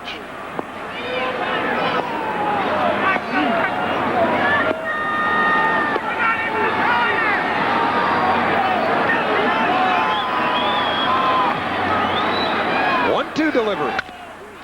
Ripped to the right side. Biggio throws out Piazza. 1 down in the Mets 7th. Robin Ventura coming up. And coming up tonight at 11:30 on MSG. Tune in for the full half-hour edition of National Finance Sports Desk with host Marv Albert. Later, keep informed on the national sports scene with Fox Sports News tonight at midnight on MSG Network. Robin Ventura singled and scored in the first, was hit in the back by a pitch from Chris Holt in the third, walked intentionally in the fifth. Try to bust Ventura in right there. We talked about the similarities earlier in the game about Ventura and Brett, how they worked with same hitting instructors or a disciple of one. As you look at the New York Life in-game box score, Ventura hit by a pitch. He's 1 for 1 in this game. Fouled straight back. And Howie, we were talking and you asked me about some of the theories of Charlie Lau. One theory that really upset old-time players was they were under the impression Charlie Lau wanted the hitters to release the bat with one hand upon contact. Well, later on, Charlie said that wasn't true, but the old-time players went crazy. In fact, I remember Mickey Mantle, he was very upset at the theory. Well, you mentioned one of his disciples, Walt Riniak, who eventually was the hitting coach with the Chicago White Sox. Spent some time in Boston as well, but one of the guys that Riniak had with the White Sox was Sammy Sosa, and he absolutely disagreed with the teachings of Walt Riniak, and eventually they moved him to the Cubs, and you know the rest. 2-1 pitch hit in the air, deep right field, but the park will hold it, and so does Derek Bell. So 2 gone here in the home 7th. Mike Kincaid will be next.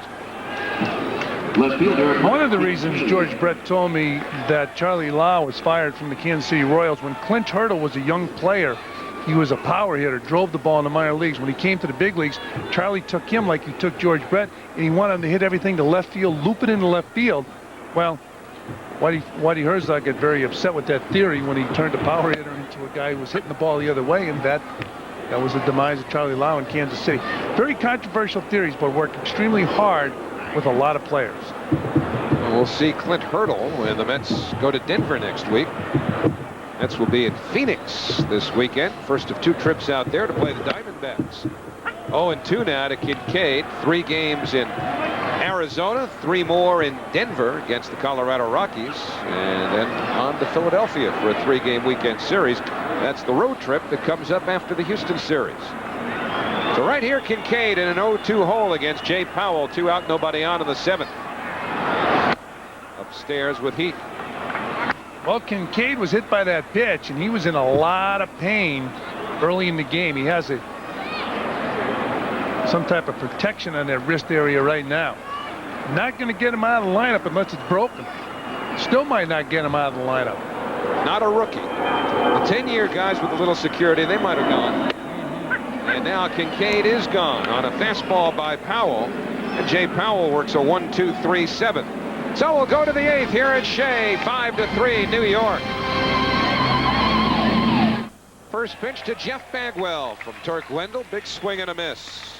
Bagwell, Everett, and Caminiti for Houston here in the 8th inning. A 2-run lead for the Mets. It's 5-3. 5-8-0 for New York. 3-5-0 for Houston.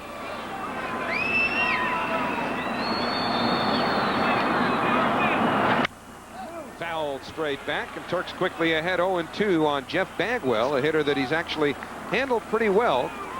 3 for 12 against Wendell. Jeff Bagwell's much better than a .250 hitter against everybody else.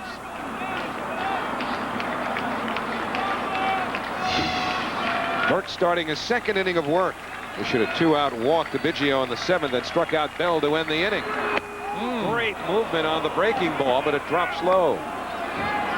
Well, Bagwell, a very strong hitter. He lifts weights throughout the year during the season. Look at this slider. I tell you, pretty good pitch right there. 1-2 delivery. Well, came in on him. Broke his bat. Good pitch by Wendell. They're sitting on that slider, and he comes in hard with the fastball, breaking his bat. Wendell's been known to strike out hitters in a big series in Houston last year. Here's the fastball right there. It's a pretty good idea for Wendell because the book on Wendell is slider, slider, slider. Now he's mixing it up, and that's what happens. You got Bell with the fastball. Now you come inside, you break Bagwell's bat. You'll show him you'll throw the heater, but will he come back with the heater? Well, I tell you, this is really good a idea. Somewhat different look because you've talked about how real good right-hand hitters, we'll use Mark McGwire as an example, have gotten steady diets, absolute steady diets of sliders against Wendell, and he's throwing a lot of fastballs here. But they all read the book, and when they find out you're throwing all sliders, they're going to adjust. Line to left. Kincaid will play it on a hop. And Bagwell has a leadoff single here in the 8th inning. Well, last year in Houston, he struck out the side. This was after the Hundley dramatic pinch homer in the top of the inning. A pitch right there, slider. Slider. And another slider, so 3 sliders. And in this game, he strikes out Bell. Looked like a fastball. And so Wendell is going against his own book, and he's mixing. You got to mix in some other pitches. You can't go with just one pitch. Turk was going on fumes the last game of that Houston series, having worked at 9 straight, but he's got to be careful here. Carl Everett has real good power from both sides of the plate. And Carl, a dead fastball hitter. He likes the heater. We saw Rick Reed pull the string on Carl Everett and get him way out in front. Everett only 1 for 6 against Wendell. Turk behind in the count, 1-0. Bagwell at first, nobody out in the 8th. Ribbon in the air, left field. Kincaid to the warning track to haul it down. And back to first comes Bagwell, 1 away. Everett hitting that ball hard. You mentioned the power that he has. Wendell challenging Everett, and he drove the ball to the warning track, a line drive. The ball was running away from Everett, and he hits the ball, it looks like towards the end of the bat, and stays in the park. This is crunch time now for Turk Wendell, wanting to get to the 8th inning. Should say the 9th.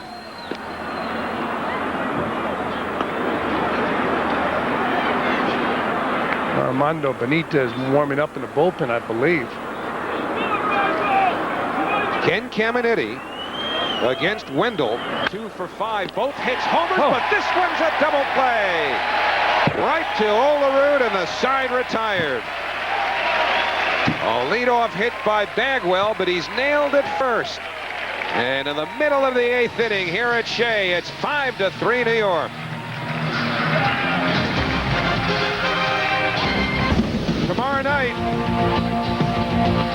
Tomorrow night, make sure to join us on Metro Guide for Game 2 of New York's homestand against the Astros. First pitch is at 7, then Wednesday, 7:30. The Mets right back on Fox Sports Net New York against Houston. Plenty of Mets baseball coming up this week, so please check your local listings.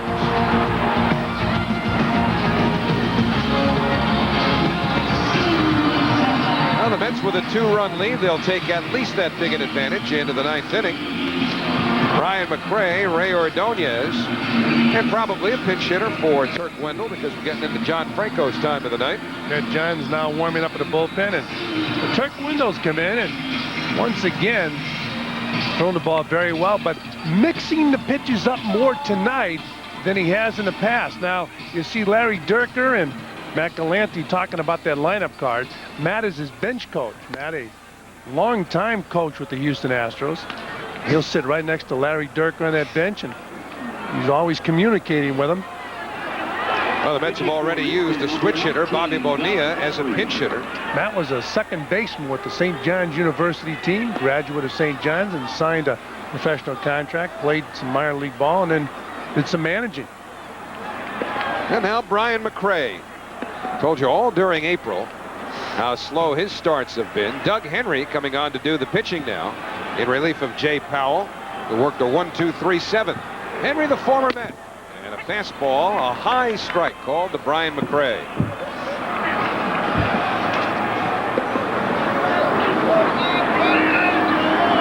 Allender went to May 1st over the weekend, and McRae celebrated with a grand slam. 237 lifetime hitter during the month of April. He's had some pretty difficult Aprils. This one had him down on the interstate.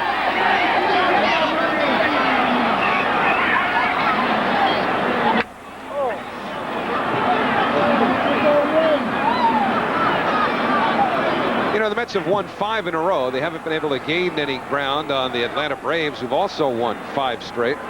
So the Mets came in tonight a game and a half behind Atlanta, who are tied with St. Louis 1-1 in the 6th inning.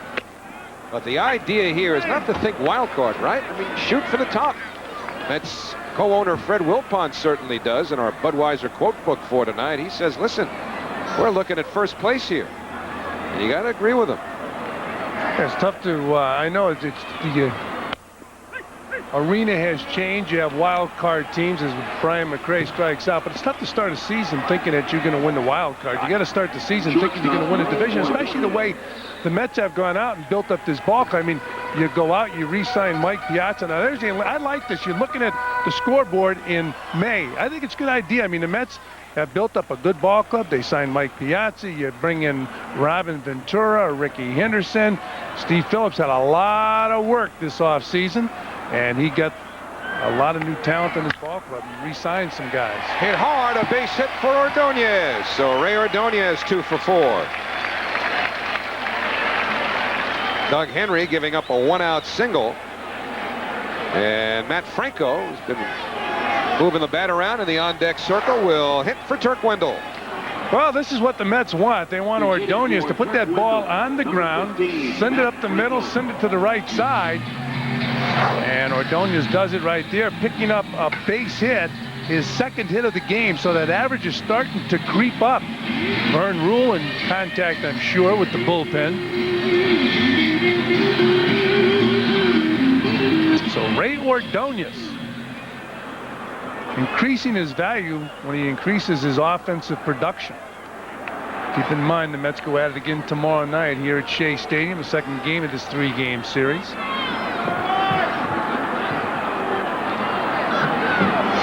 Doug Henry, the former Met, who's been hit hard the first month of this season, facing Franco, and he's not even close with that fastball. Henry's now given up 15 hits over 8 2/3 innings. So far, he's been responsible for 8 earned runs, 10 overall. This is a guy who at one time was a closer with Milwaukee. That's Trevor Miller, the left-hander, getting ready in the Astro bullpen. The Mets have a switch hitter, Cedeno, on deck, and a right-hander to follow in Alfonso. You have to get past Alfonso before you get a pure left-hand batter after Franco. That's John Olerud. The Astros not really content with their middle relievers. They're hoping they'll be more productive, but the guy out of the bullpen who was tied with John Franco in saves, Billy Wagner, is a real plus. And there's a guy we talked earlier who knows his pitching, Larry Durker. 3-0 now to Franco.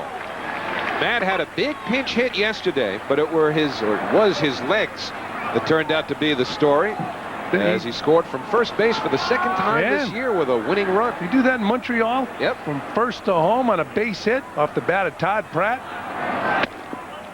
All 4 to Franco. He'll He'll jog to first base here. But he'll tell you all the time, boy, I can run. How many guys have scored on a single twice within a few weeks from first to home? New York Mets baseball is brought to you in part by OmniPoint, the exclusive wireless carrier of the New York Mets. Gentlemen, start your engines. And we saw a wireless carrier going from first to home in yesterday's game, Matt Franco. Here's another guy who can run, Roger Cedeno. Oh, this is embarrassing. Matt Franco's coming out of the game for pinch run. How can they do that to him? Running for Matt Franco. Well, you know, you got the bases in front of him a little jammed up with Ordonez at second base, so he can't turn on those wheels quite as aggressively as he has on the occasions we've talked about.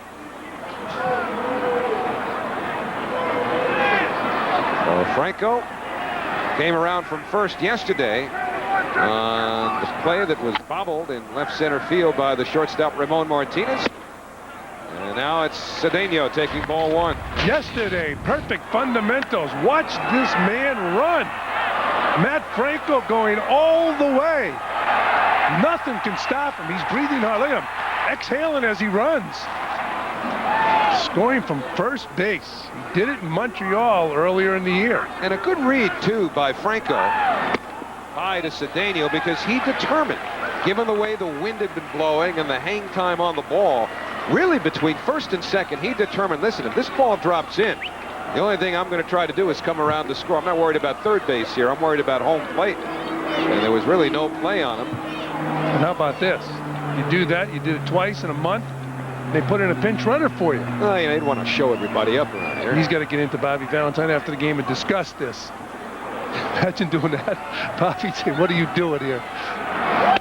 Jermaine Allensworth, the pinch runner who has very good speed.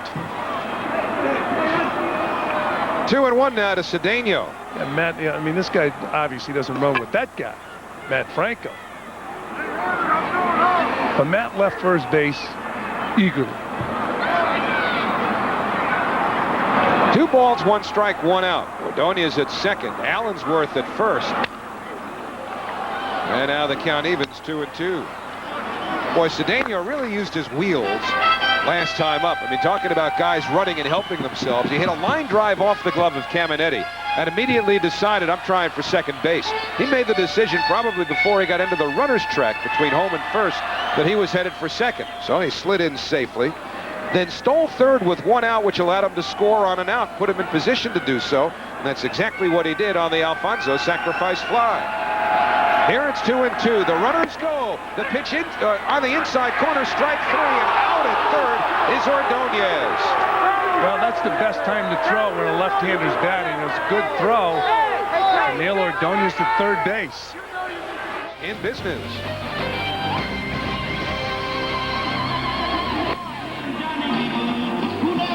Well, Doug Henry got out of some trouble in the last of the 8th inning. The count was 2-2 on Roger Cedeno. Ordonez, the runner at second, broke for third. Allensworth, the runner at first, broke for second. And Cedeno jackknifed away from a pitch that he took for a call, strike 3. Ordonez out at third. And it was a good throw by Bacco, the catcher. In fact, Paul Bacco made a nice throw, and Ken Caminetti get the tag on Ordonez. But here's the story now. John Franco in the ball game. He's been in 11 games and 9 saves, leading the National League in saves. He fought yesterday to get his 9th save, but he's been perfect this year as far as save situations are concerned. And this will be a big one right here for the Mets as we go to the top of the 9th inning. Jermaine Allensworth stays in the ball game. He goes to left field. Mike Kincaid comes out of the game. So the Mets outfield left to right now. Allensworth, McRae, and Cedeno. Richard Hidalgo hit the 2-run home run off of Rick Reed in the 6th inning, which brought Houston to within a run. Off the outside corner, 1-0. And Hidalgo picked up his 6th home run of the season. Hit the ball. It looked like off the end of the bat, but he drove it over the center field fence, and that's our Dodge drive of the game. So Hidalgo, very dangerous with that bat. 6 home runs, 14 RBIs. It looked like the slider from John Franco. 1-1 to Hidalgo. Well, we talked about early in the game making adjustments to be successful in the major leagues. You saw Turk Wendell go from a steady diet of sliders to now he's mixing in fastballs. And John Franco's worked on a slider this year for the first time. Foul down the right field line. 1-2. There's a Delta schedule coming up. You see Fox Sports Net New York tomorrow and Wednesday, 7 o'clock tomorrow, 7:30 on Wednesday. Then we're off to Arizona. Keep in mind, now check that out, Metro Channel tomorrow night, not Fox Sports Net New York. Metro Channel, 7 p.m. start. Wednesday, 7:30, we're back on Fox Sports Net New York. And then we're in Arizona Friday, Saturday, Sunday's game on Channel 11. That's Metro Guide. Tomorrow night. 1-2 to Hidalgo. And Franco deals. Low. But with those 2 strikes, you saw Mike Piazza get down there and keep the ball in front of him. Kept his hand behind his back and still get down and blocked it.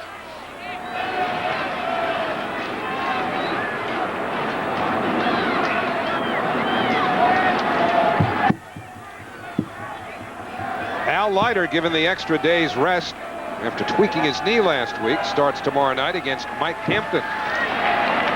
But first things first, Mets leading here by 2 in the 9th. The 2-2 pitch in the air, right field. Cedeno there, 1 man away. Hidalgo said, I shall not pass. I'm swinging at everything. He hit that ball hard. It looked like a heater out of the strike zone. He's swinging a good bat for the Astros, but he has a lot of pressure on him to fill those shoes by Moises Alou. Fastball up high, and Hidalgo gets on top of it to hit the ball hard. The Astros are very high on him. In fact, they felt he was going to be hurt last year when he wasn't able to play every day, but he's going to get his opportunity now. So with 1 out, Franco will face Russ Johnson, pinch hitter, who's put up some pretty impressive minor league numbers.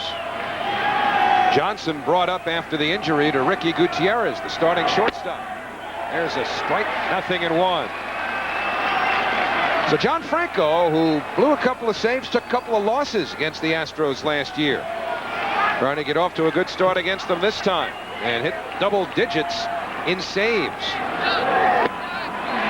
0-2 on Johnson. Well, John Franco said, you know what? He's got some pretty impressive numbers in the minor leagues. I'm going to see if he can hit the ball that bounces. Now, John Franco has an 0-2 count on his right-hander. You got to believe he's going to make him swing at something out of the strike zone. John has spent a long time making a career at getting major league hitters to chase bad pitches. The 0-2 delivery, way off the plate. Franco, along with Billy Wagner of the Astros and Rob Nett of the Giants, tied for the league lead with 9 saves. Larry Dierker's team has a 4-game winning streak in significant jeopardy here. Mets looking to make it 6 wins in a row. The 1-2 delivery. In there for a call, strike 3. You get a young hitter, I'm sure the veterans and Larry Dierker said when you go up there, he'll pitch you out of the strike zone. You got to be patient. You got to wait. You got to wait. And Johnson said, I'll look for the ball. I'll look for the bad ball. And John Franco showed him a couple bad balls, and then bang, fastball inside corner. So 2 out, nobody on. The last hope for the Astros is Tim Bogar, the former Met. 0 for 3 in the game, robbed by Ventura at third his last time up. And a bouncer to Ordonez. Put it in the books. The Mets have a 6-game winning streak. And Franco has his league-leading 10th save. He was honored here Saturday. He's at a John Franco Day here in New York, where he was born and brought up, and he's Bobby Valentine's closer. So John Franco ruining Larry Dierker's night. You have a strong chest to play at this club. What's going to be the next famous handshake? Is that a handshake? We'll count it as one. Strong chests and relievers need strong stomachs. 5-3 your final tonight. We're coming back to Shea right after this.